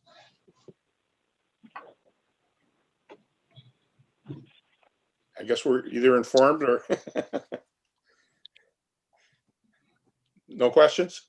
I guess I would just like to hear an overview of your view of the forecasting methods that you're using, if that would be okay.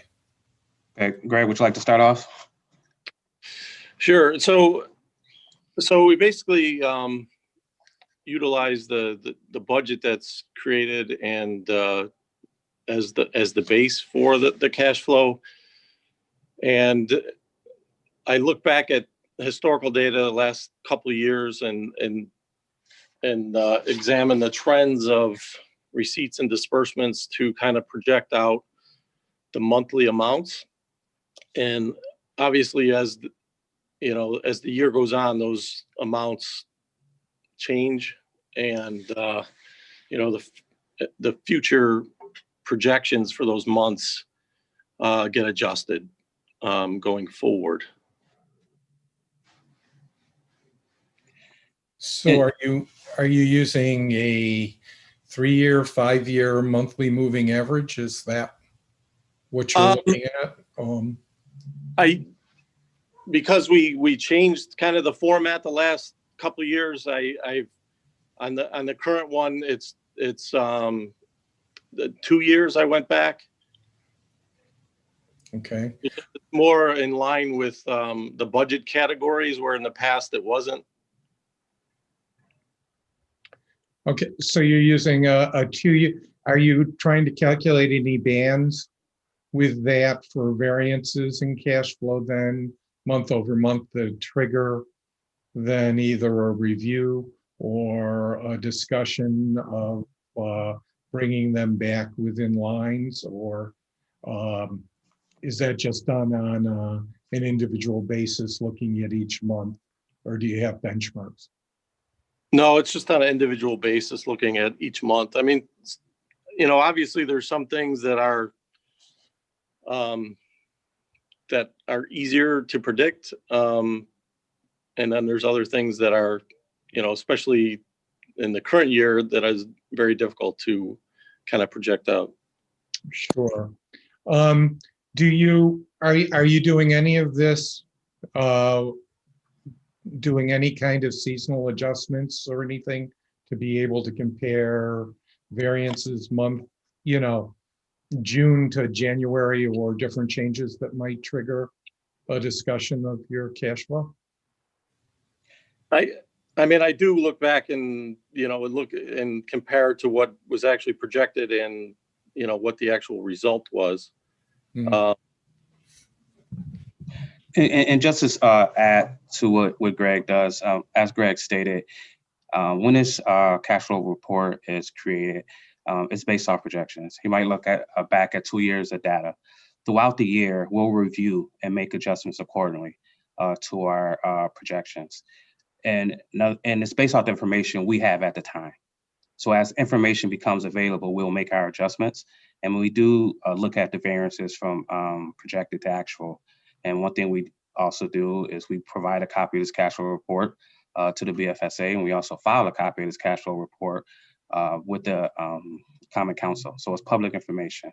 And then we'll do an analysis of the variances from year to year variances, and then from month to month variances. Okay, thank you. Okay, any other questions? Okay. I guess you can proceed.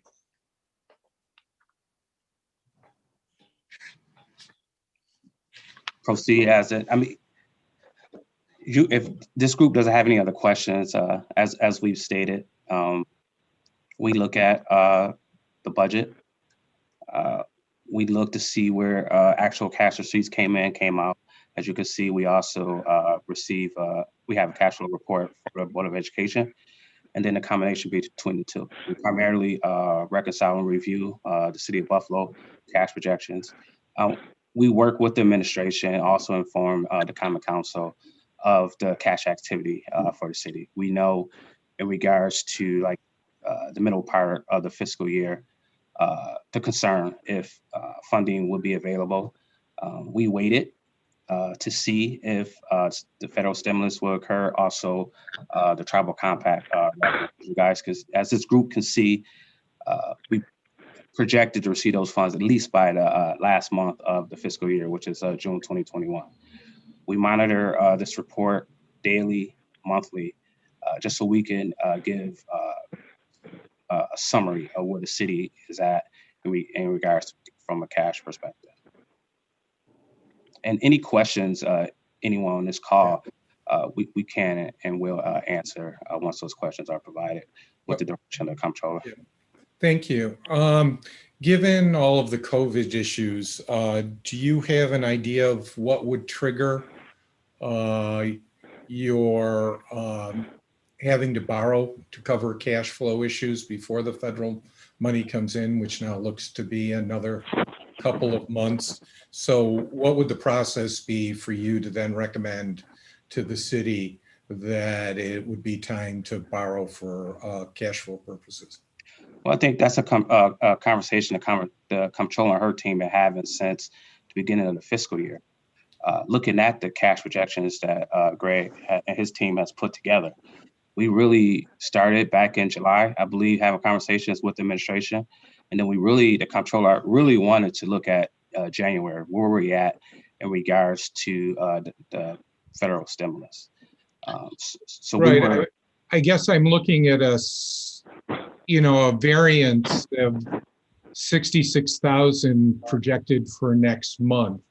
Does something at that level then mean that you would trigger short-term borrowing because of that level? I guess, is there a percentage that you're going to say of your ending balances that would suggest to you that you have to go into the market to borrow, that you wouldn't be able to cover? And do you have a policy on that? I don't think we have a written policy, but it's more along the lines looking at a combined cash of the city and the Board of Education. But if needed, I mean, we'll have that the comptroller will have a conversation with the administration So are you planning on doing any short-term borrowing, given that I'm just looking at the city now has what looks to be next month a 66,000 million, if it's in thousands, shortfall?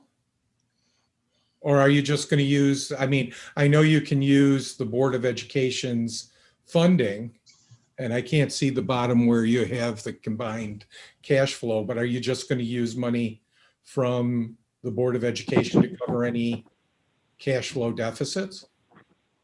It's a joint count, but also we asked you guys just stated in your report of the additional funding that the city did receive from AIM payments from June 2020, December 2020, and also March. So right, but from I'm sorry, go ahead. When we file our February report, you'll see the additional funding. In regards to if we need to do a RAN or not, we're not at that point in time right now. Greg, correct me if I'm wrong. But I think really to answer your question, we monitor the city's cash. We will have, if needed, we'll have a conversation with the comptroller, we'll have a conversation with the administration in regards to if a RAN is needed or not. At this point, we don't see a RAN being needed. Okay. Thank you. You're welcome. Can I ask the question, please? Sure. Does the city of Buffalo, have you sent this cash flow statement to the Buffalo Public Schools so that we have notification that you're going to need to utilize $66 million of our cash flow? Oh, yeah. I think 66 is an incorrect number. Yeah, I Greg, mean, can you confirm that? yeah, I mean, it's I'm looking at May, you're saying May 2021. And well, okay, April says 39 million and April says 66 million. I'm just asking about notification so that the Board of Education can look at its own cash flow, see how that works, so we can have advanced notification, which we're required to approve changes and use of funds.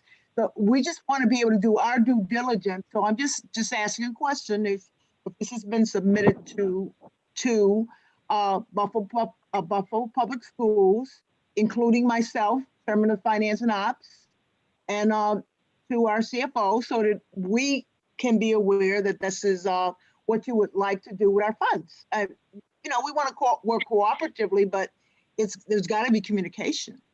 And as we discussed, I believe a week or two ago, your group was on a call with the comptroller and her team, and through the direction of the comptroller, she did ask that we create a memo, and which we're in the process of doing now, to inform the Board of Education of when the city used their fund, a projected amount, or when the city used their funds, and then also another memo to show when the funds will be paid back. So we're in the process of creating that memo as we speak.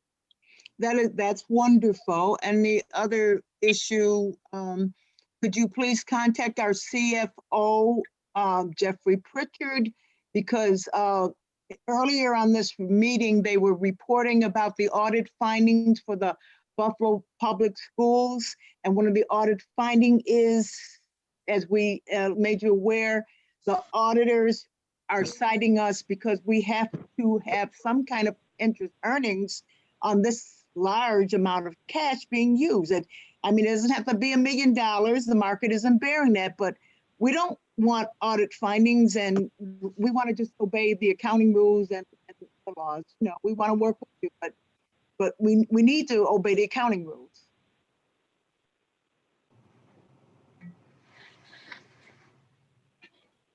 Okay, we'll allow the administration to respond. Any other questions?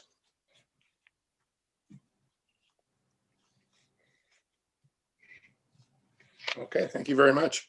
We appreciate your attendance and report.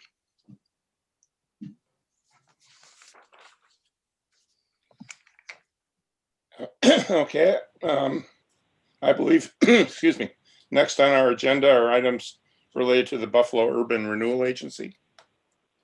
Our first item is to review the second quarter report The staff report on this item is included under tab 5. Bryce has been very busy for the past month. He will review this item for us.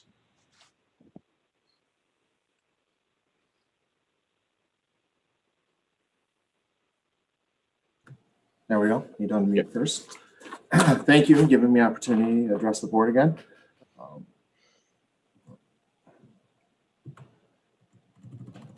Slide. Here we go, Bureau. Just a few comments on the second quarter, and then we'll move into the CARES Act funding. And after that, I will pass it off to Ms. Harris, who has her team on the line for a presentation. So beginning with the second quarter update, there was a subsequent notice from HUD that there was an adjustment for both CDBG and home amounts. In total, they were reduced by $2,100. There was an error on HUD's behalf in regards to that calculation. That's all that this first chart is showing. There are no, as of December 31st, 2020, there were no significant variances to expenditures through the end of the second quarter. 5.3 million had been expended at that time. This is the entitlement funds for year 46 funds were released end of October 2020. Until that time, prior year funds are utilized to fund current year expenditures to date. Just from a timing perspective, Bmha does operate on a July 1 through June 30 fiscal year. However, HUD funds are through the federal government, which operates on October 1 through September date. So that's why there's a little stagger between the awarding of the funds in early April and the release of the funds in the fall. Currently, 33 out of 38 positions are filled. In addition, 3 temporary positions have been added as part of the CARES Act financial plan modification. Currently, what that does is increase it to 36 filled positions out of 41. Salaries and fringe benefits total $1.7 million through the first 2 quarters. Bmha's operations are very dependent on HUD funding. Any future reductions will have a negative impact on Bmha's ability to deliver services. Bmha is continuing to look for additional revenue sources. They've been successful in identifying and being awarded funds from Evans Bank, the local LISC, the Local Initiative Support Corporation, and the Cities Rise program. So they've been busy looking for additional funds outside of the HUD entitlement dollars. What we have here is a snapshot of total summary of revenues through the end of the second quarter, as well as expenditures.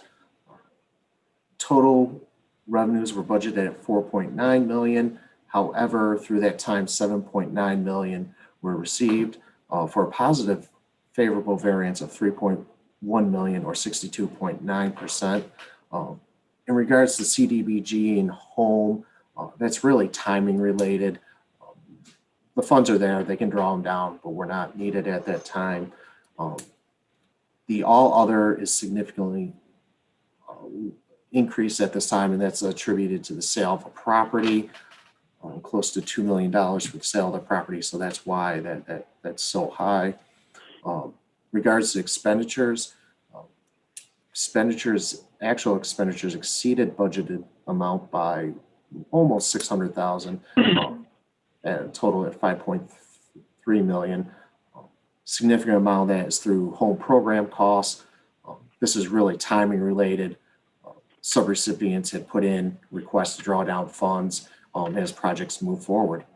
So they've been successful in working on their various initiatives and submitted the documentation for the drawdown of funds. The next 3 slides are an overview of various projects that Bmha is involved with and has provided funding to. These are also included in the report. So I won't go into too much detail on that at this time. So we have the Jefferson Ave Apartments, Elam Townhomes, and Hope House. All these projects have been completed this past year, this current fiscal year. Westminster Commons is ongoing, expected completion date in April of 2021. Same with Trinity 1 Apartments, expected to be completed in April of 2021.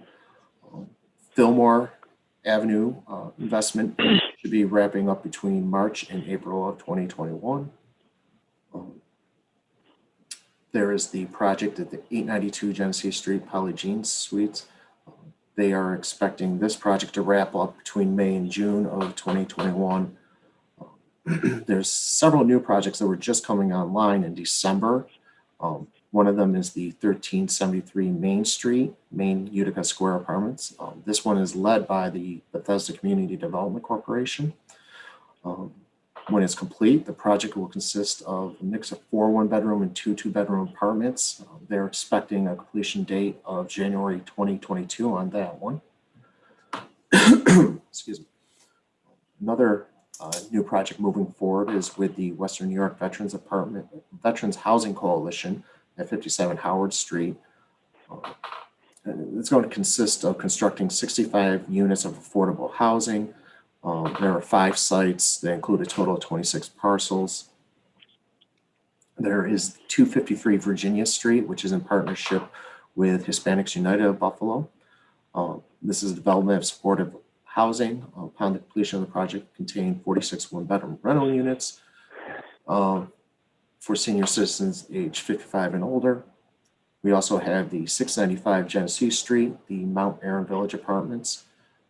All units will be this is a partnership with Mount Aaron Community Home Builders and CB Emmanuel Realty. All units will be affordable to households with incomes at or below 60% of area median annual income. I know I went through those various developments rather quickly, but Bfsa is busy. They've wrapped up several projects and they have a few more that are taking off.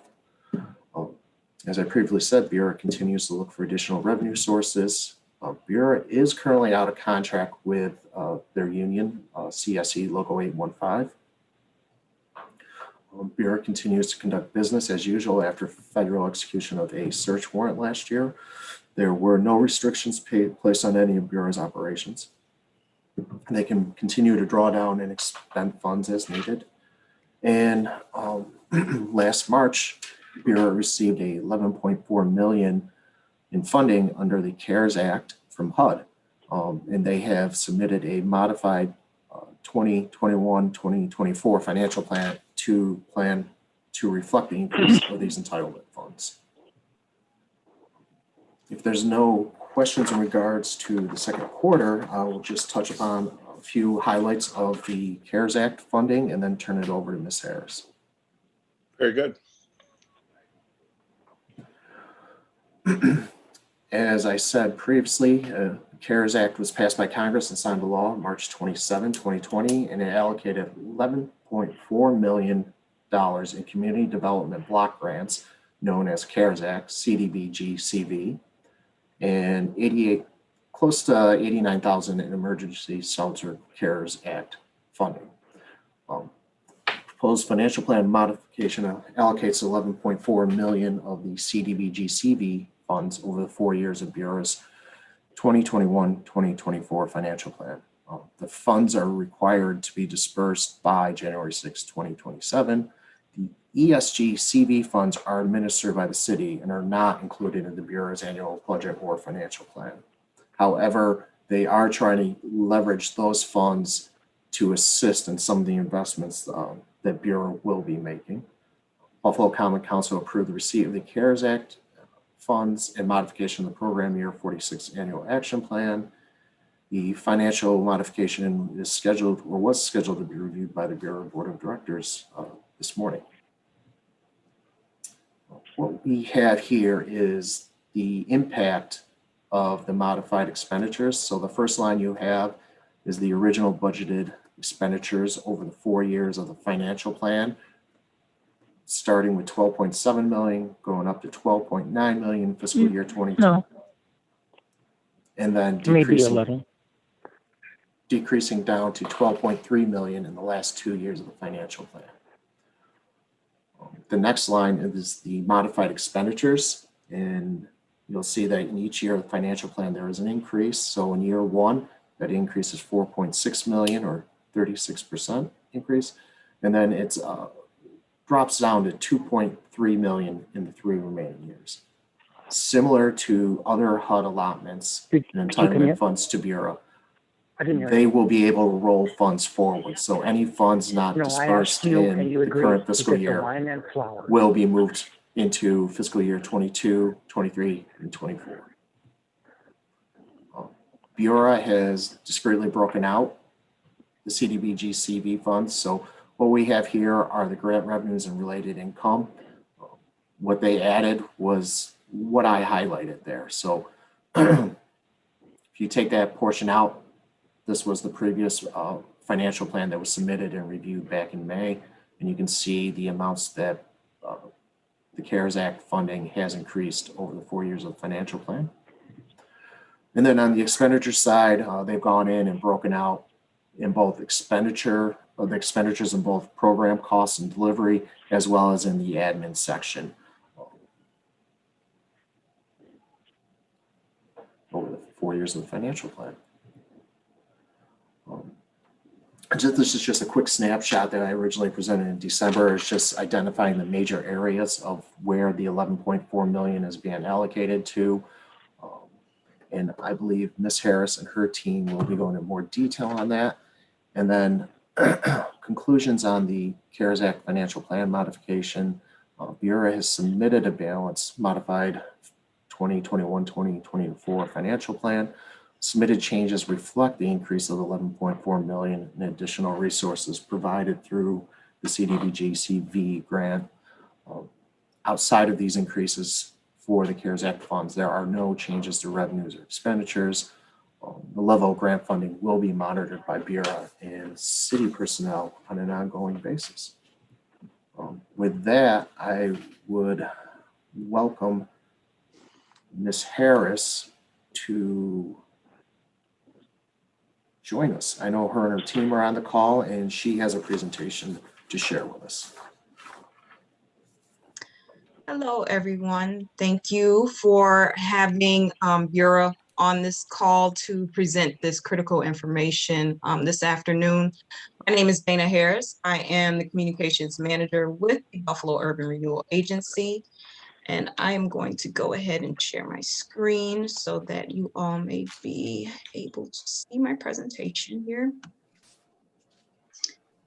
Okay, moving forward, I do want to say that a few of my colleagues have had to jump off to join another meeting. So if there are any questions at the conclusion of this presentation, we will do our best to collect those and address them as soon as possible.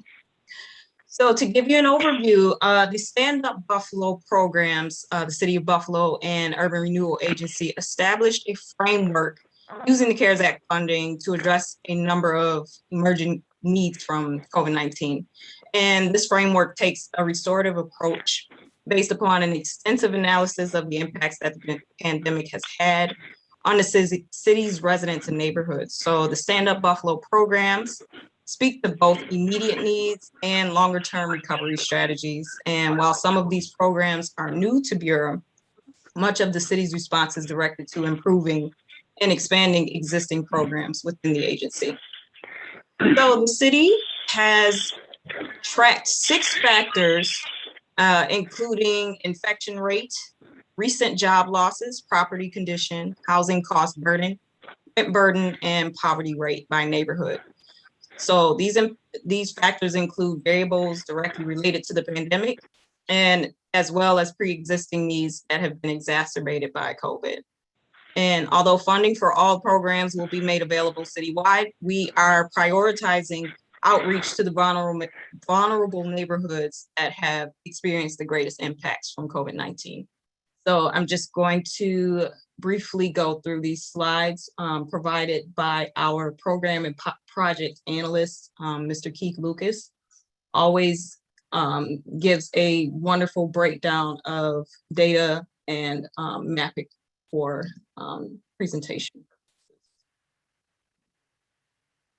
So again, these are the factors that were included when considering the framework of the program. Moving on, this is the eviction prevention. So the foundation of this program is an improved process for helping residents access needed services. So with a new central intake system in place, residents are directed to the services that best meet their needs. Bureau is working in partnership with 211 for this effort. And of course, they already provide free and confidential links to Health and Human Services 24 hours a day, every day. So the system provides both tenants and homeowners facing eviction, foreclosure, or other supportive services with an easy to remember entry point. And these are some of our program partners that are assisting in the administration of the services, this program. Next, we have mortgage assistance or foreclosure prevention. So the mortgage counseling program is designed to help homeowners maintain housing stability during and after the COVID-19 pandemic. So a HUD certified housing counselor and agencies will be responsible for conducting mortgage delinquency and default resolution on behalf of property owners impacted by the pandemic. Referrals will be provided through 211, again, in the central intake system, and they will field calls from homeowners, assess needs of program eligibility, and make referrals to housing counselors and providers who fund mortgage foreclosure assistance. And again, these are some of the program partners helping to administer these services. Next, we have fair housing.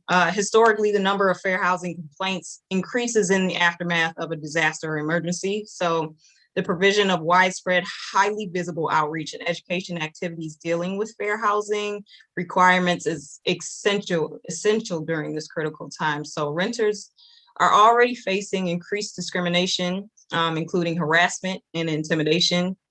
And so renters continue to struggle with high rates of poverty and related issues such as housing cost burdens, evictions, and utility shutoffs. So the city and Bureau are working with fair housing providers to work closely with our fair housing officer. Outreach and marketing will be conducted through landlord associations, block clubs, code enforcement officers, the Division of Citizen Services, as well as Housing Court. The initiative enables both landlords and tenants to be aware of their rights, responsibilities, options, and available resources in order to ensure equal housing opportunities. And we are working with home and neighborhood legal services to administer this program. We'll move on to the Community Partnerships Initiative. So deemed as the city's community development first responders, the Community Partnership Initiative organizations provide valuable services across Buffalo's certified neighborhoods by engaging residents, encouraging citizen participation, and supporting affordable housing and home ownership opportunities. So the CPI partners enhance the city and Bureau's work in the community by helping to deliver homeowner and rental rehab programs that support our neighborhoods through this program. Funding will be layered with other resources to help improve the quality, safety, and affordability of Buffalo's housing stock. So for these partnerships enable the city to use its federal resources to attract additional private investment for preserving affordable housing. And additionally, the program will complement newly funded lead hazard control programs offered by Bureau. So those are forthcoming. And these are our program partners. Okay, we have micro enterprise assistance, and this program is providing small grants to for-profit micro enterprises of no more than 5 employees. So in partnership with program administrator Weedy, the focus on businesses that have been heavily affected by COVID-19, as well as businesses in highly impacted locations to help minimize the impacts of COVID-19 on vital commercial corridors. So Buffalo's microenterprise program will target funds to businesses that have suffered the greatest impacts from the pandemic and many of which are minority owned. Excuse me. So we have a forthcoming broadband analysis, or what has been called the digital infrastructure analysis.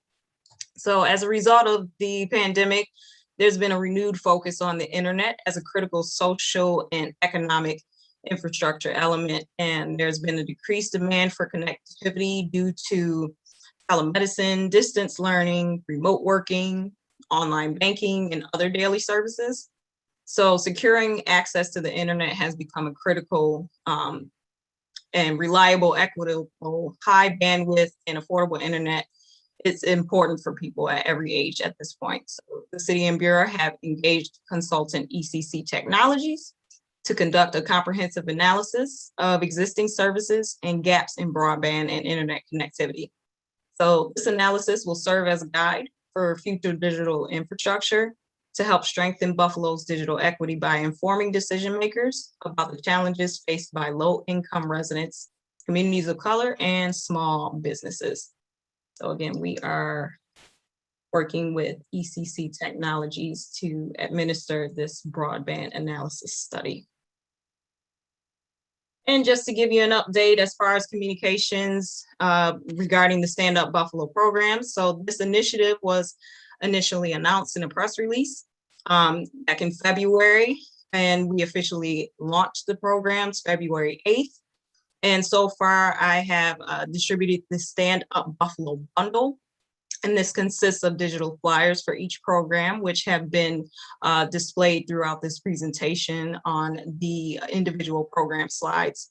So this bundle has since been shared on several occasions via email blast and are available for download to our community partners and stakeholders to share on social media, newsletters, and other communications outlets. So externally, an outreach component has been included in each of the contracts for our program partners, and they are communicating with their audiences as well. And I want to make note that as part of our language access plan, we will soon have translated outreach materials in both Arabic and Spanish to ensure that those who are non-English speakers have the opportunity to access these programs. So that is the conclusion of my presentation. Again, if there are any questions or comments, I will do my best to write them down, as many of my colleagues have exited to go to another call, and we will provide answers to you as soon as possible. Thank you.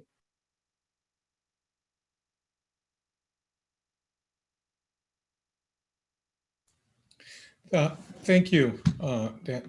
I was just wondering on your last comment on translating to other languages. I know that my department at Buff State, we worked, I think it's 2 years ago now, we had a grant to create materials primarily for banking and grocery stores and things like that, that use no language whatsoever.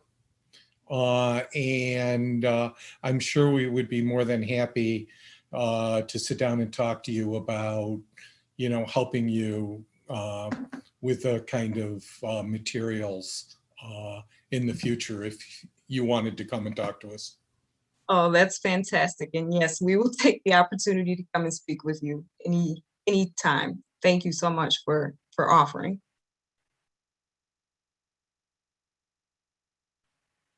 Are there any other comments or questions? Okay, hearing none. Thank you again for having Bureau on the call and to present this information. We appreciate you.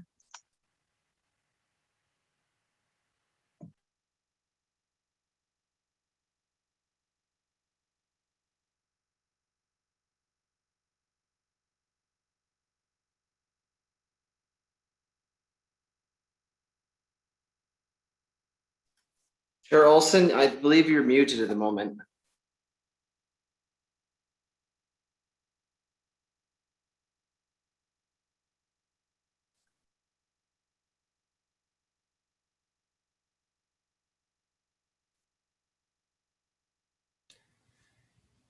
You're still muted, Niels.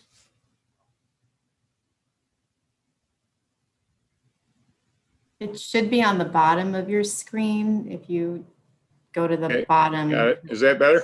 Yeah. Yep. Okay. It might be better when I'm muted, actually. So we're now going to move to a review of the Buffalo Municipal Housing Authority's second quarter report. Copy of the Bfsa staff analysis is provided under tab 6 of your board book. Nathan Miller will review this item with us.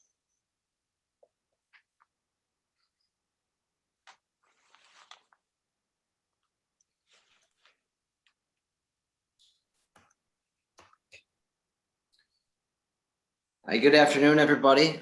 Firstly, I just wanted to make sure that we are seeing the right screen here. I have the BMHA's presentation up.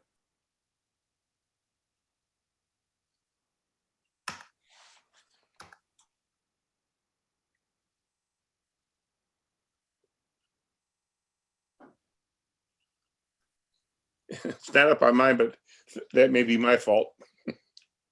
You don't see it. It says that I'm sharing the screen, but I wanted to confirm.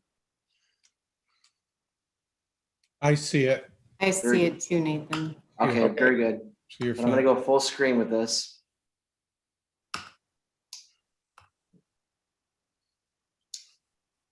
Good afternoon. The following is an analysis of BMHA's fiscal year 2021 second quarter. Firstly, there were a couple of significant subsequent events which occurred after December 31st, and I just wanted to go through those briefly here. The first of which was January 21st, 2021. The BMHA board approved a resolution to, quote, approve a memorandum of agreement between BMHA and the respective unions, recognizing Juneteenth as an official BMHA holiday. This is an amendment to all of the various labor agreements, and it adds one additional holiday per year paid for all employees.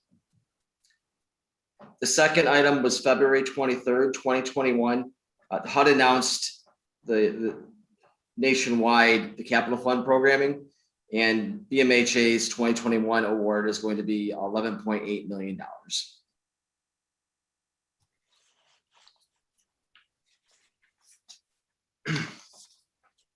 This first slide, taking a look at the four budgets combined for consolidated revenues. We have adopted budget revenues of $48.8 million, budget to date of 24.4, and actual to date at December 31st of 24.1 for $300,000 unfavorable variance. It's made up of a few items, significantly the HUD subsidy, which was $400,000 greater than budget, and then rental and non-dwelling rental, residential and non-residential rent income, which was also unfavorable by $400,000. The net of which of the variances are unfavorable by $300,000. The HUD subsidy is BMHA's primary funding force at about 38% of revenues. It's budgeted at $18.2 million for 2021. BMHA reported the receipt of $9.5 million of the subsidy at December 31st. This represented the favorable variance of $400,000. It's attributed to a higher final proration percentage for calendar year 2020. And then I would just note that it's too soon to forecast an actual current fiscal year budgetary variance for the operating subsidy, since the calendar year 2021 operating subsidy application had not been approved at this point.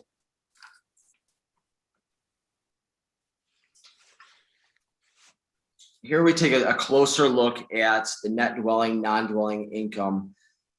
This specific revenue is 97% of total Marine Drive budgeted revenue, and it's unfavorable overall by $400,000. So we have it broken out here by the four budgets. AMP, the asset management programs, was unfavorable by $300,000. Marine Drive was unfavorable by $100,000. And so if losses were to occur within the Marine Drive budget specifically, they would need to be funded through Marine Drive reserves or current year operations of the central office cost center, or through COCC reserves to the extent that are available. And I list out the available reserves at June 30th, 2020 for both Marine Drive and COCC.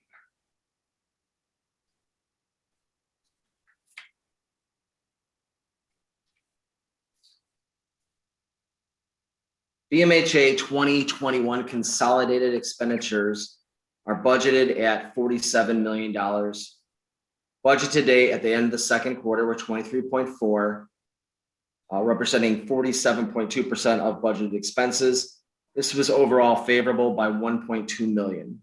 And there's a few reasons behind that. The first, we'll take a look at the overall personnel. That pretty much every personnel line had some level of minor variance. And so there were a couple of vacant positions. I believe there was about 12 overall. There were 13 overall, and that led to favorable variances at end of the second quarter within maintenance, within administration, and a couple other areas. Specifically here, take a look at general expenses. This is budgeted at $13 million overall, including 10 million within AMP. General expenses were favorable by $600,000 as compared to the budget to date. This was attributed to a few items here: lower legacy costs associated with retiree health insurance claims, pilots, they were probably budgeted a little bit higher than what the actual pilots are for the year. So it's favorable by $200,000. And then it offset a little bit by active employee benefits, which were unfavorable by $300,000.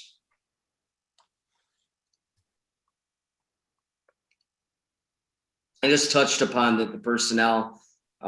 This is a good depiction of the 2021 adopted budget staffing by personnel department.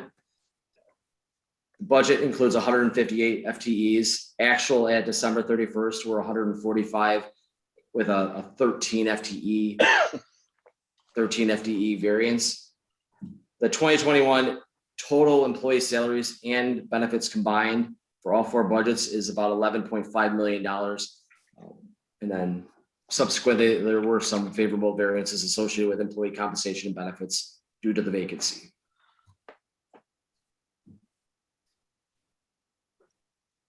So finalizing the analysis, there were a few conclusions that we came up with in one recommendation that has continued through all the various quarterly analysis. The first conclusion is that BMHA has clearly taken the steps to address the pandemic, both financially and operationally. The recommendation is that management continues to do this. So this was a finding at the end of the first quarter. It's a finding again, and it continues. Secondly, the aforementioned staff vacancy allowed for some favorable budgetary variances, primarily within the AMP blue collar positions. I noted that residential and non-residential rental incomes were lower than budgeted date. I did want to point that out as well as a third finding. And then finally, protective services residential service costs were less than budgeted date. This is primarily because BMHA discontinued an intergovernmental service contract with the city of Buffalo. A new contract was agreed to and let back in November. And the contract's it's a little bit different in that it has a greater scope of services. And so the fact that it was not agreed to until November will allow for a little bit of a variance there since it discontinued and lapsed. However, the new agreement expands its service level for BMHA from the city. That concludes my brief overview of the second quarter's analysis. Any questions for Nathan? Okay. Thank you. Thank you, Nathan. Moving on to BFSA business. We have three BFSA housekeeping items to address. The first is a resolution to appoint Director Floss as Secretary of the BFSA. May I have a motion to approve? I move that. Okay, I'll second. Any discussion? All in favor, say aye. Aye. Aye. Aye. Opposed? Okay, congratulations, Fred. Thank you. I will try to fill the exceptionally large shoes of George Arthur, who, we wish were here. Yes, good luck on that. Next item is to reconstitute the governance committee with Director Sanfilippo filling the vacancy. May I have a motion to approve that? So moved. So moved. Okay, moved and seconded. Any discussion? All in favor? Aye. Aye. Aye. Okay.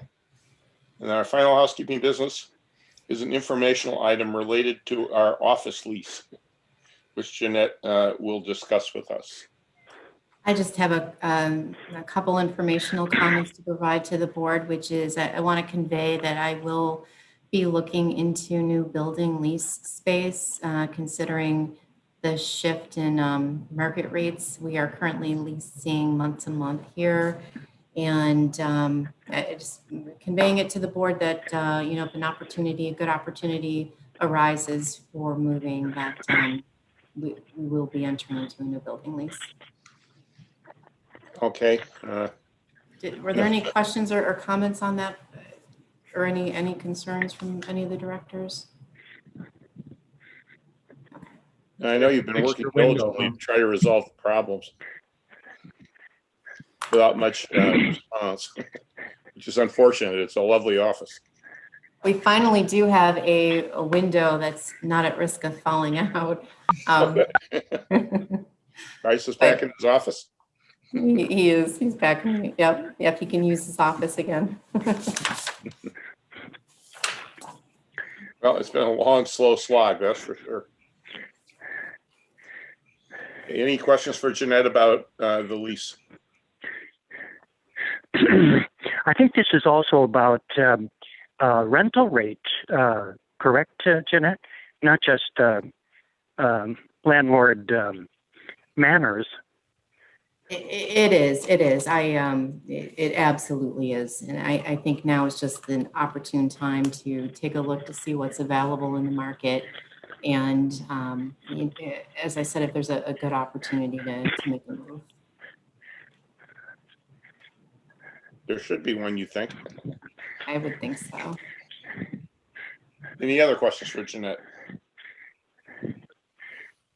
Okay, is there any new business that we need to discuss?